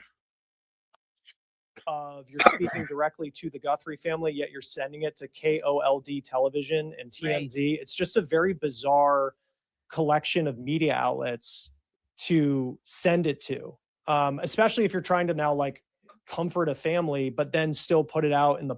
I also want to know how they sent it. Was this sent by mail or, because I'm pretty sure they checked into that too. Like if this was mailed at a specific time, I know if it's mailed in a, one of those mailboxes, it's tapped, right? It's what day it's tapped. Is it mailed? Was it sent via computer? How did they get this information? It was too high profile for exactly. That's what I'm talking about. That's exactly what I'm talking about. Public like that. If this is all real, and police aren't confirming it, they're saying it's May. I think the fact that they're putting out to the public, they do write this in the press release. This is from the sheriff. They say, these communications reveal distinctive patterns of word choice, syntax, and phraseology that reflect the writer's unique linguistic style. They also provide valuable insight into the person's mindset, motives, and evolution of their tone over time. So, they're. Yeah, I think it's pretty accurate. I think it's a pretty good. I think whoever did this obviously didn't do a good job of. And I said this at the beginning where, whoever did this, obviously, if they're going to take her as a hostage in a kidnapping situation, and they've planned this out, I think it's possible that somebody had some sort of medical knowledge, right? You just don't take an 87-year-old woman that's on a pacemaker out of her house without having some sort of basic medical training. I mean, it's just stupid not to do that. Like they got to know what they're getting into. And I think what happened is that they just didn't plan on that. When they took her, she basically only had 24 hours before she was dead anyways. And that would make sense. They take her, they, send the ransom note out for the second. The second comes, she's still kind of alive. And on the third, she's dead, right? Because they didn't plan for that. And that's telling me that this was a targeted, just boneheaded play by people who didn't do their research enough. And this all fell apart. And what they probably did with the ransom notes is try to prove life, right? They probably said, we'll give you your demands, or we'll you just need to prove that she's alive. And after the third or whatever, they probably couldn't. All right, so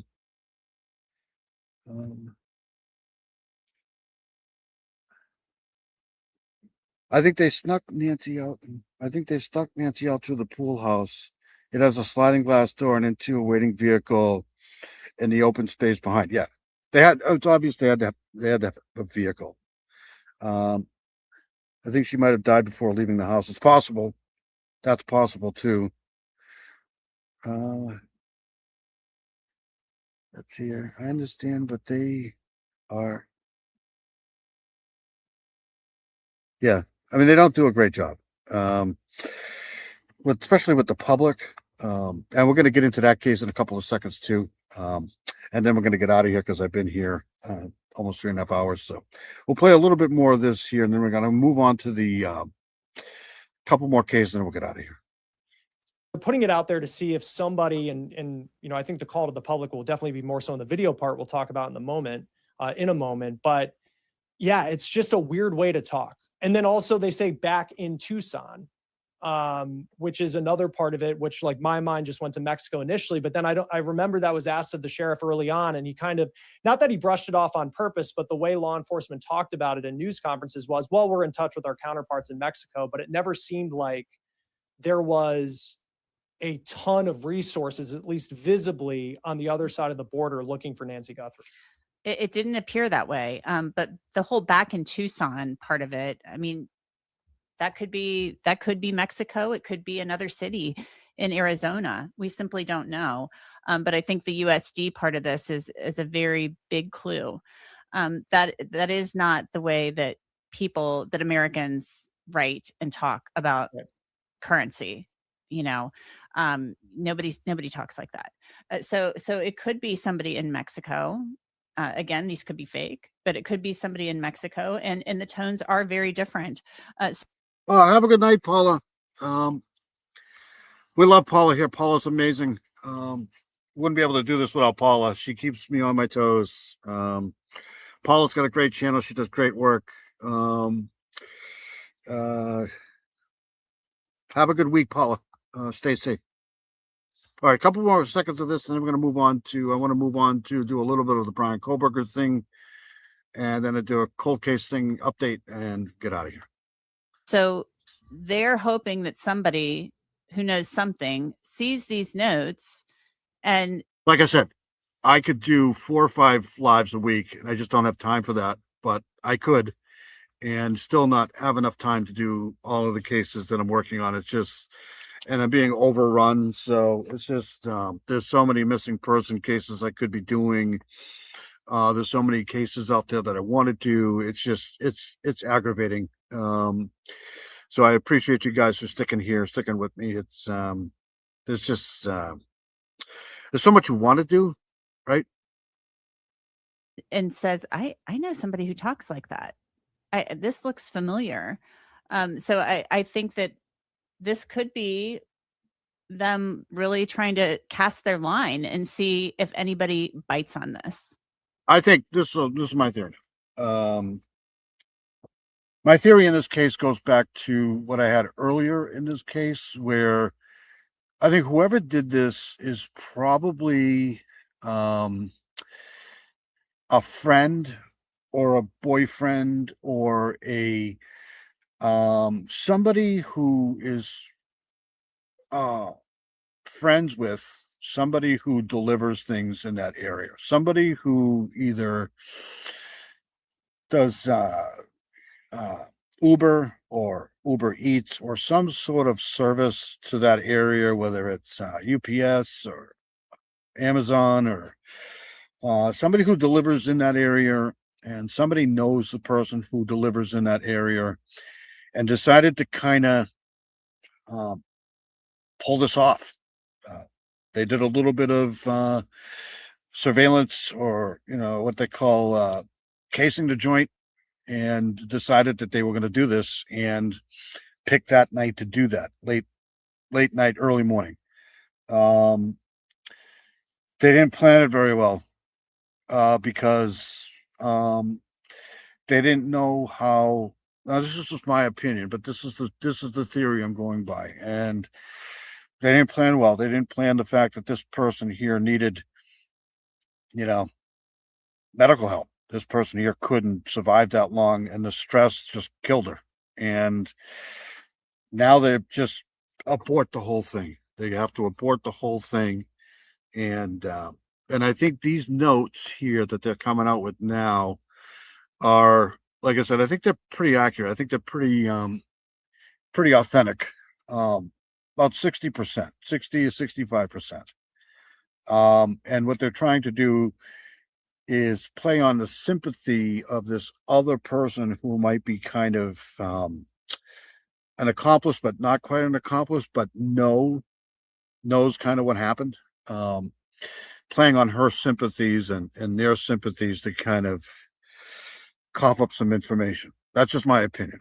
All right, so let's get out of this here. But I'll keep obviously monitoring that case. That's just my opinion right now.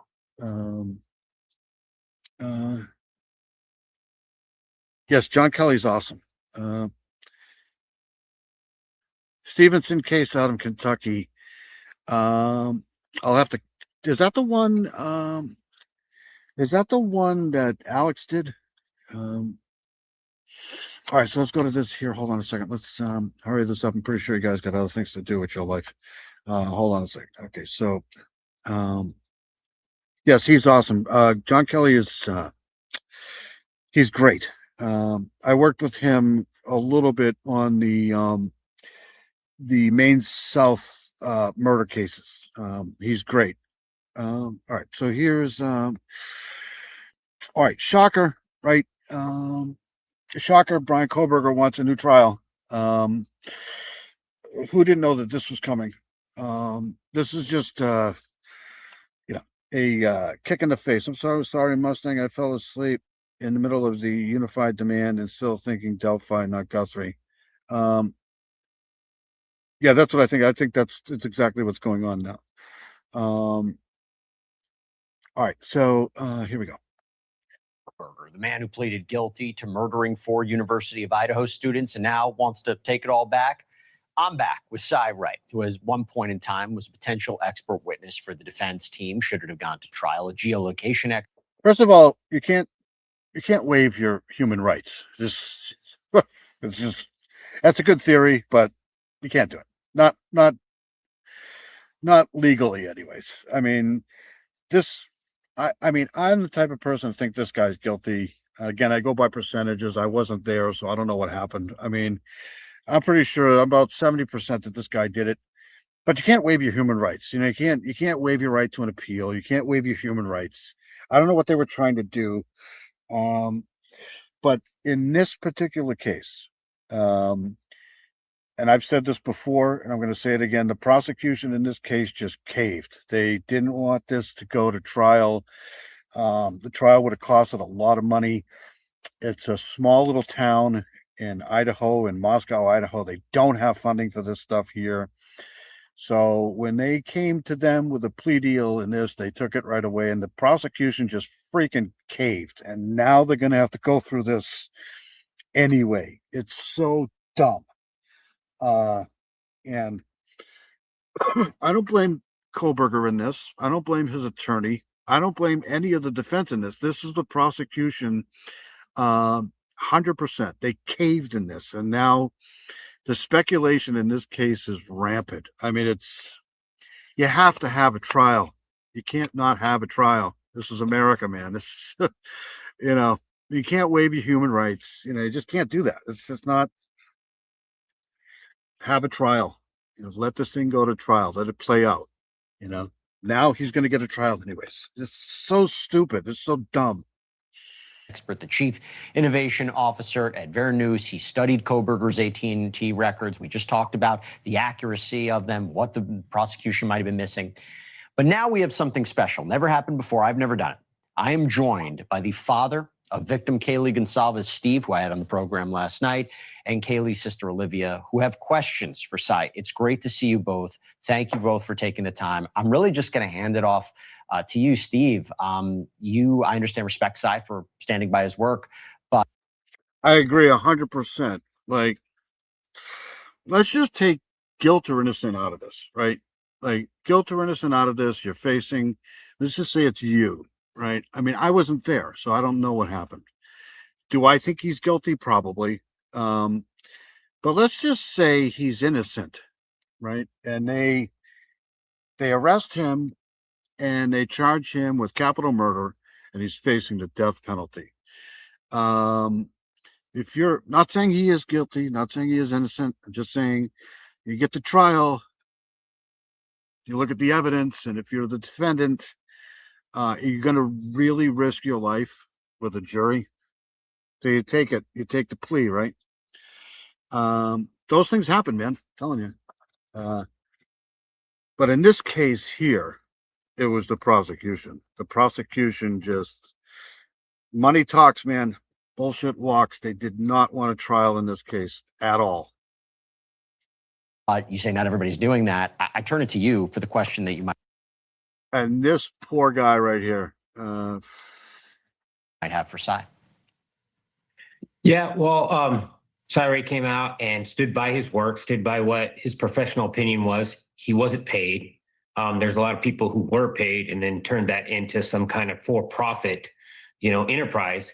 And I just wanted to respect somebody who stood by their work, because I need more of that. I think a lot of courtrooms need more people to stand by what their expert testimony is. And these gag orders are kind of cloaking devices to keep people from actually being responsible for their so-called expert witness testimony. So there's not a lot of opportunities I get to speak to an expert, to somebody who's actually. I freaking love this guy, man. If this was my daughter, I'd be doing the same thing. I would be doing the same exact thing. I think this guy's a freaking hero. That's just my opinion. He's the guy that, he went after the right people in this. The prosecutor freaking caved. This is his fucking daughter, right? They have no reason to cave in this. Let the jury, let the trial play out, right? Let it play out. Don't, it's all about money, man. When it comes down to it, that's why I don't trust anybody. Seen the data that is related to my daughter's death, and I don't take that lightly. And sorry, I do. I feel bad for him. His daughter got brutally murdered, and there should have been a trial. If he's not guilty, he's not guilty. If he's guilty, he's guilty. I mean, it leaves too many questions. If there's a plea deal and there's somebody waiving their rights for an appeal, you can't freaking waive your rights for an appeal. That's stupid. That's just dumb. That's for one thing, that's morally incorrect. Look, and I feel like he's guilty. I mean, but have a trial. You're not doing anybody any favors by not having a trial. That's just my opinion. They didn't have a trial because the prosecution in the state didn't want to spend the money for the trial.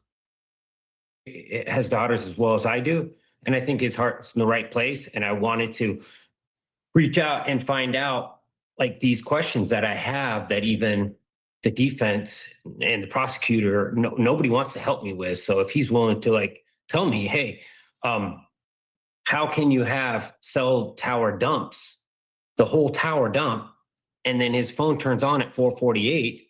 How is that not? How do we not have timing records in there? How do we not have that? That's my main question for him. Cy?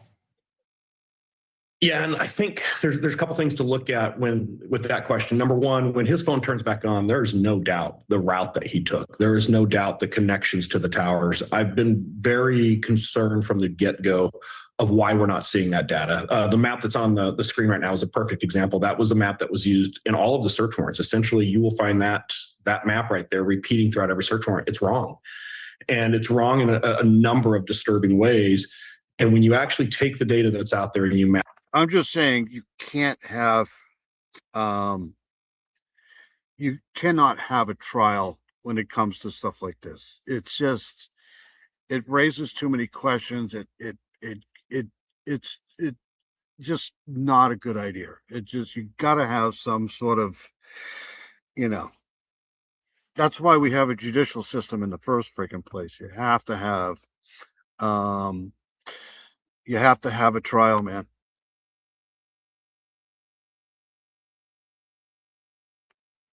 map it. I can tell you, Steve, there's no doubt where that device is when it turns back on. And it's not Thorny Creek Road. It's south of there. It's still on 95. It's still southbound.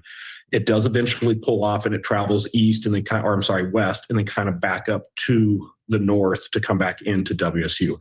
But we're talking 25-meter radius GPS pings, and they perfectly align with the roadway. When you measure the distances between them, the speeds are 100% appropriate. You can see the vehicle come to like a three-way intersection and it turns left, and the next one it turns right. It is turn by turn. There's absolutely no doubt. I've been saying from day one, they need to map all the data. They need to go get the data. They need to map the data. And I reserve the right to change my opinion until all of that data is put forth, because I think it tells a story. And I don't know how an expert prompts both the investigative side and the defense side of, hey, these are bottom line. It doesn't really matter if you don't have a trial, though. It does all this information, all of this data, all of this expert shit. It doesn't matter if you don't have a trial. It's important. People want answers, man. Basic steps that need to be taken. If that was done, what would be found is the very next day, he mirrors that exact same route. He starts off in Pullman, he comes into Moscow, he drives down 95, he pulls onto the dirt road.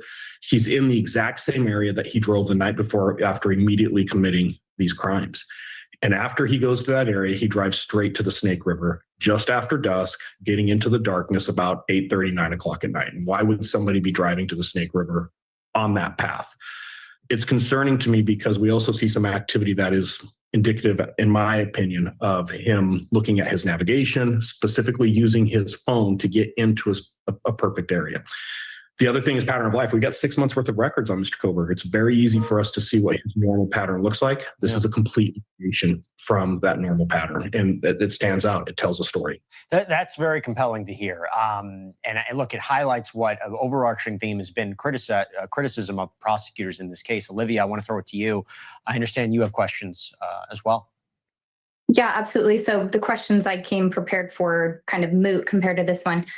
So you're speaking of GPS data, which I'll be honest, I really wasn't aware of. So when you speak turn by turn, is it fair to assume that that data, you mentioned it went back 6 months, was used for the cast report, which did put the defendant at my sister's home on 23 previous occasions? Because I know a lot of pushback that happens is when it comes to this cell tower, they say there's only 2 in Moscow. It only narrows it down 10 miles. Can you kind of help to dispel some of the specificity that can happen with GPS data that was on his device?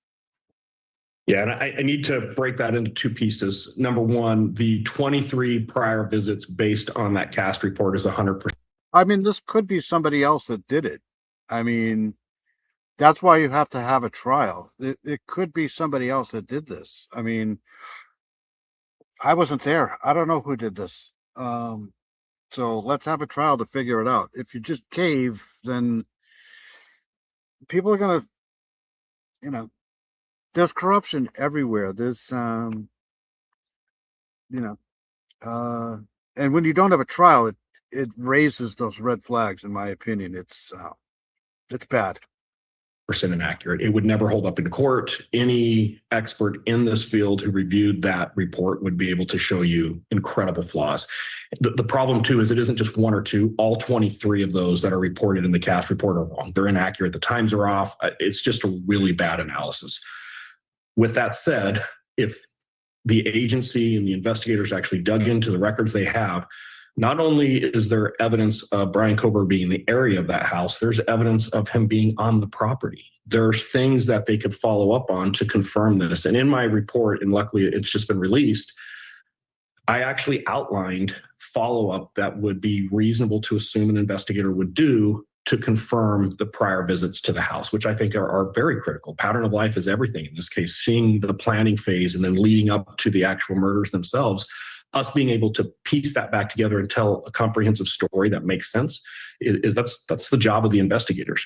So I can tell you that I feel very comfortable that Brian Koberger was in the general area of the house several times leading up to the murders. I think he came by the house the next morning. I think he came by the house the day after that. So there's more than enough evidence to show that. There are databases and ways that if the right people use the right legal process to exploit today, that data's still there.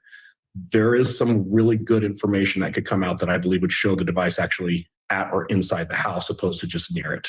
Steve, this is an important conversation based on what we talked about last night. I'll say it again. I'll say it one more time. I think the likelihood that he gets a new trial is very, very, very, very low.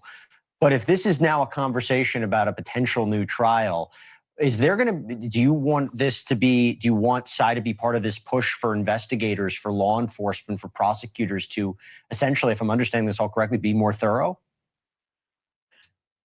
It's almost bigger than that. Technology is moving so fast. It's radically fast. And I'm an IT guy and I can barely keep up. These courtrooms, when they were talking about a JSON file, I just wanted to jump up in front of the judge and say, this is ridiculous. There's no expert in the room right now. So I think what we need to do is embrace technology more. And we need to have experts that are actually driven just based off of technology. And things have to change. I mean, the courtroom, I'm watching somebody typing when the whole thing's being recorded. They resist change. They don't want change. We have to embrace change. And that's how we get justice, is we start embracing, this technology. And that's what I'm trying to say is this case, bring it on. The evidence is there. I'm not scared of it. I actually think there's so much undiscovered evidence that this case is actually. I'm telling you, I'm with him. If it was me, I'd want a trial. I'd just, just to get some sort of clarity on it. Just to go over the evidence and let a jury decide. Right? That's just my opinion. Actually, should have been case law. It should have been case law, and it's unfortunate that we didn't get there. And I'm trying to save another family from dealing with the same headache that we just went through. And we're talking about life and death, and it's that important. I mean, Cy said it before. Two things could be true at once. Bryan Kohberger could be guilty, but there could be faulty parts of the investigation. Exactly. Olivia, you said you had other questions that you felt are moot. What are those other questions that you had, or anything that you want to address for Cy? Yeah, so a lot of my questions were just about kind of. And how much you want to bet that Rex Heuermann does the same thing in about a month and a half? I would not be shocked if Rex Heuermann, the Lisk guy, in a couple months says, you know what? I think I want a trial. Of the analysis and how specific we can get, data. I have my phone right here. Obviously it's connected to Wi-Fi, but let's say it wasn't. Could you know that I was right here just with cell tower data? Or would it require an additional piece like a timing advance? We don't have anything else. There is no such a thing. We have a judicial system that comes from, not wanting posses out, going after people who actually really didn't commit crimes, and going all the way back to medieval times where they just took care of things by, kings or emperors saying, hey, he's guilty, chop his head off. That's why we have jury trials. That's why we have these things. And if you don't have a trial, obviously there's some crimes and some of these things that, okay, yes, like Chad Duerman, he shot his 3 kids. I mean, he's guilty. He was sitting right on the porch with the shotgun. Everybody saw him do it. But when it comes to cases like I wasn't there, I don't know. You got to have a trial, man. Just got to have it. Record. It would definitely require something additional than just cell tower connections. And I think the question you're asking is really pivotal, and it mirrors exactly what Steve is bringing out. You have to ask for it. You have to know what to ask for. You have to know the proper legal process to obtain it. And then the most important thing here is you have to be able to analyze it. You have to be able to properly analyze it. And I don't want to get too far into the weeds of some of the knowledge that I'm talking about tonight, because some of this hasn't been released, but I feel very comfortable stating there is no work product in this case that took the 4 victims' phones. I agree with that. 100%. They should have stipulated he had to tell the whole thing in detail before granting the plea deal. I agree with that 100%. Some closure,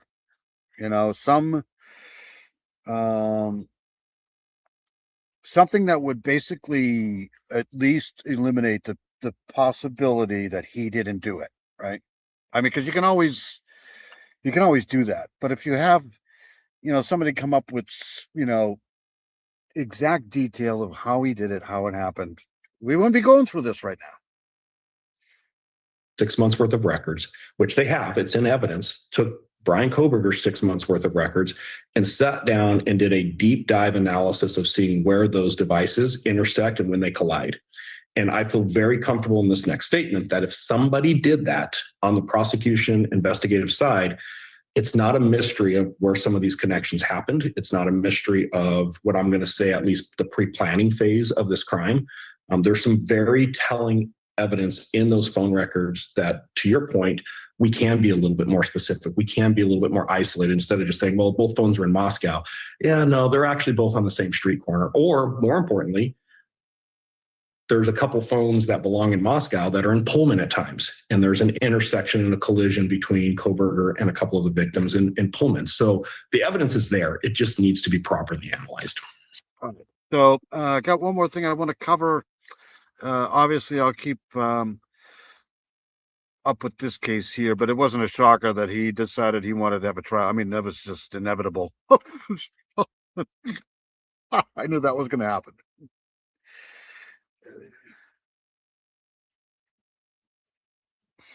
All right, so here we go. This is coming out too, and I wanted to play this kind of a better storyline here. Arvin Jane Doe identified after 48 years as 15-year-old Michelle Collier. So Kern County Sheriff's detectives announced Tuesday that a Jane Doe discovered in an Arvin vineyard in 1978 has been identified after 48 years as 15-year-old Michelle Louise Collier of Fresno, using DNA analysis, fingerprint technology, and dental comparisons. So here we go. And this was done about 4 days ago. So here we go.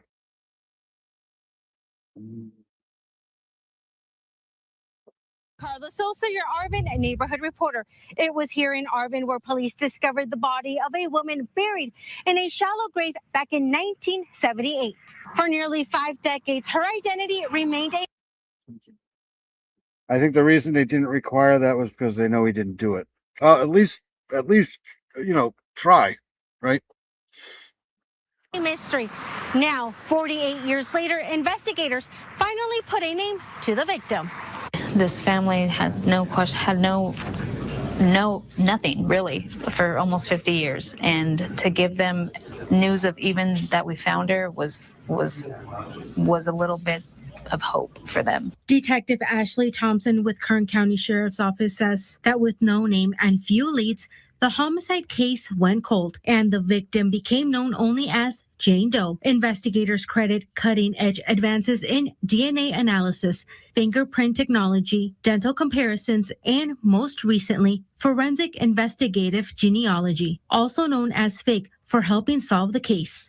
The match was fairly close, that we were able to pretty much identify her siblings right away. And we were able to get in contact with the next of kin, being the best person being a mother. The then unidentified body was discovered by a tractor driver in an Arvin vineyard. On Tuesday at a press conference, Kern County Sheriff's detectives announced a major breakthrough, revealing they had finally identified Jane Doe as 15-year-old Michelle Louise Collier of Fresno. She disappeared 48 years ago, and it was only recently that we knew where she was. I mean, if you're the family of these,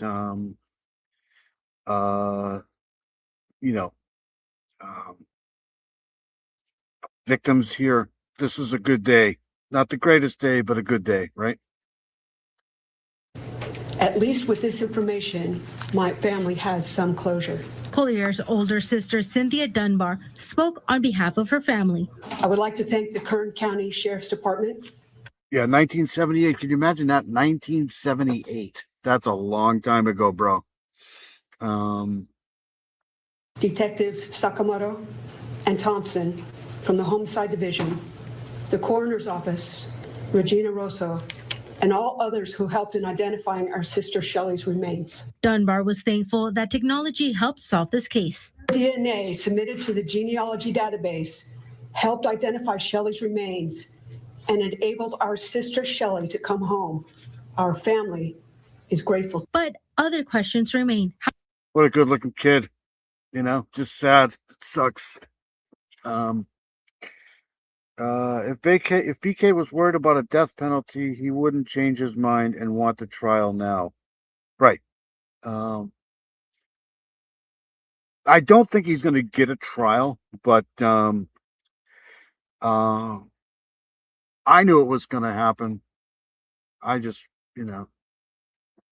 How did Collier end up in Arvin? Who killed her? And what was the cause of death? No one has been arrested for her death. Collier's family has a message for this person who took their loved one's life. Your cowardice act affected our entire family. But make no mistake, law enforcement will find you and hold you accountable. Whether you are already incarcerated or dead, you will be found. Investigators do ask that if you have any information on this incident, to contact the Kern County Sheriff's Office. For 23 ABC, I'm Carla Sosa, your Arvin neighborhood reporter. All right. So I just wanted to play that because there's some movement in that case there. So if if you know of anybody from a case from the late 1970s, it's possible to get something done, right? There's possibilities, right? All right, so I'm gonna get out of here. You guys have all been great. I've been here almost 4 hours. It feels like I have so much more to do. There's so many more cases out there, but I just don't have the time tonight. It's 5 o'clock. All right, so everybody, thank you very much. Critter Mama, thank you so much. You're awesome. Thank you for being here. I hope your coffee's good. Who's your daddy? I will keep going on the reaction stuff there, and maybe I'll have you on as a guest at some point here. I got to try to figure out how to do that as a live and not as a recording without getting struck. Shay, good to see you. Always good to see Shay in here. Shay's amazing. Thank you so much for being here. Let's see here. I know that Leslie and Billy was here, and I can't forget about that. Mustang, thank you so much. You're awesome. Thank you for being here. I know that Dino was here. Dino was here. I know Heather was here. Heather's amazing. Hope Heather's feeling well. I know Pertinent was here. Pertinent's amazing too. Dewey Ox, thank you so much. I know my Heather was here. Paul is awesome. Let's see here.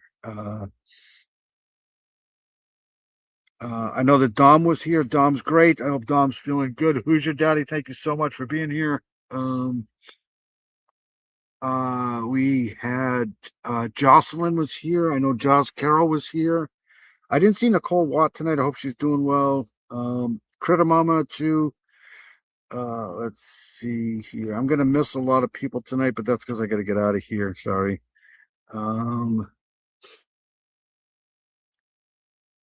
Let's see here. Jocelyn was here. Miranda Lee was here. Miranda Lee's awesome. Thank you, Miranda Lee, for coming in. I really appreciate Miranda Lee being here. Cindy Lean was here. Let's see here. There's Heather right there. Always good to see Heather. I'm gonna forget some people tonight. Leslie and Billy was here. There's Leslie and Billy there. RX was here too. Let's see here. The sun's coming up. That's how long I've been here. Hey, look, I was here. Right there. Gretchen was here. Gretchen's amazing. Hopefully Gretchen's doing well. And all the people who watch on replay, I really appreciate it. I really appreciate you guys watching on the replay. I know a lot of people do. So RJ and EXKM was here. So that's good. Good to see you.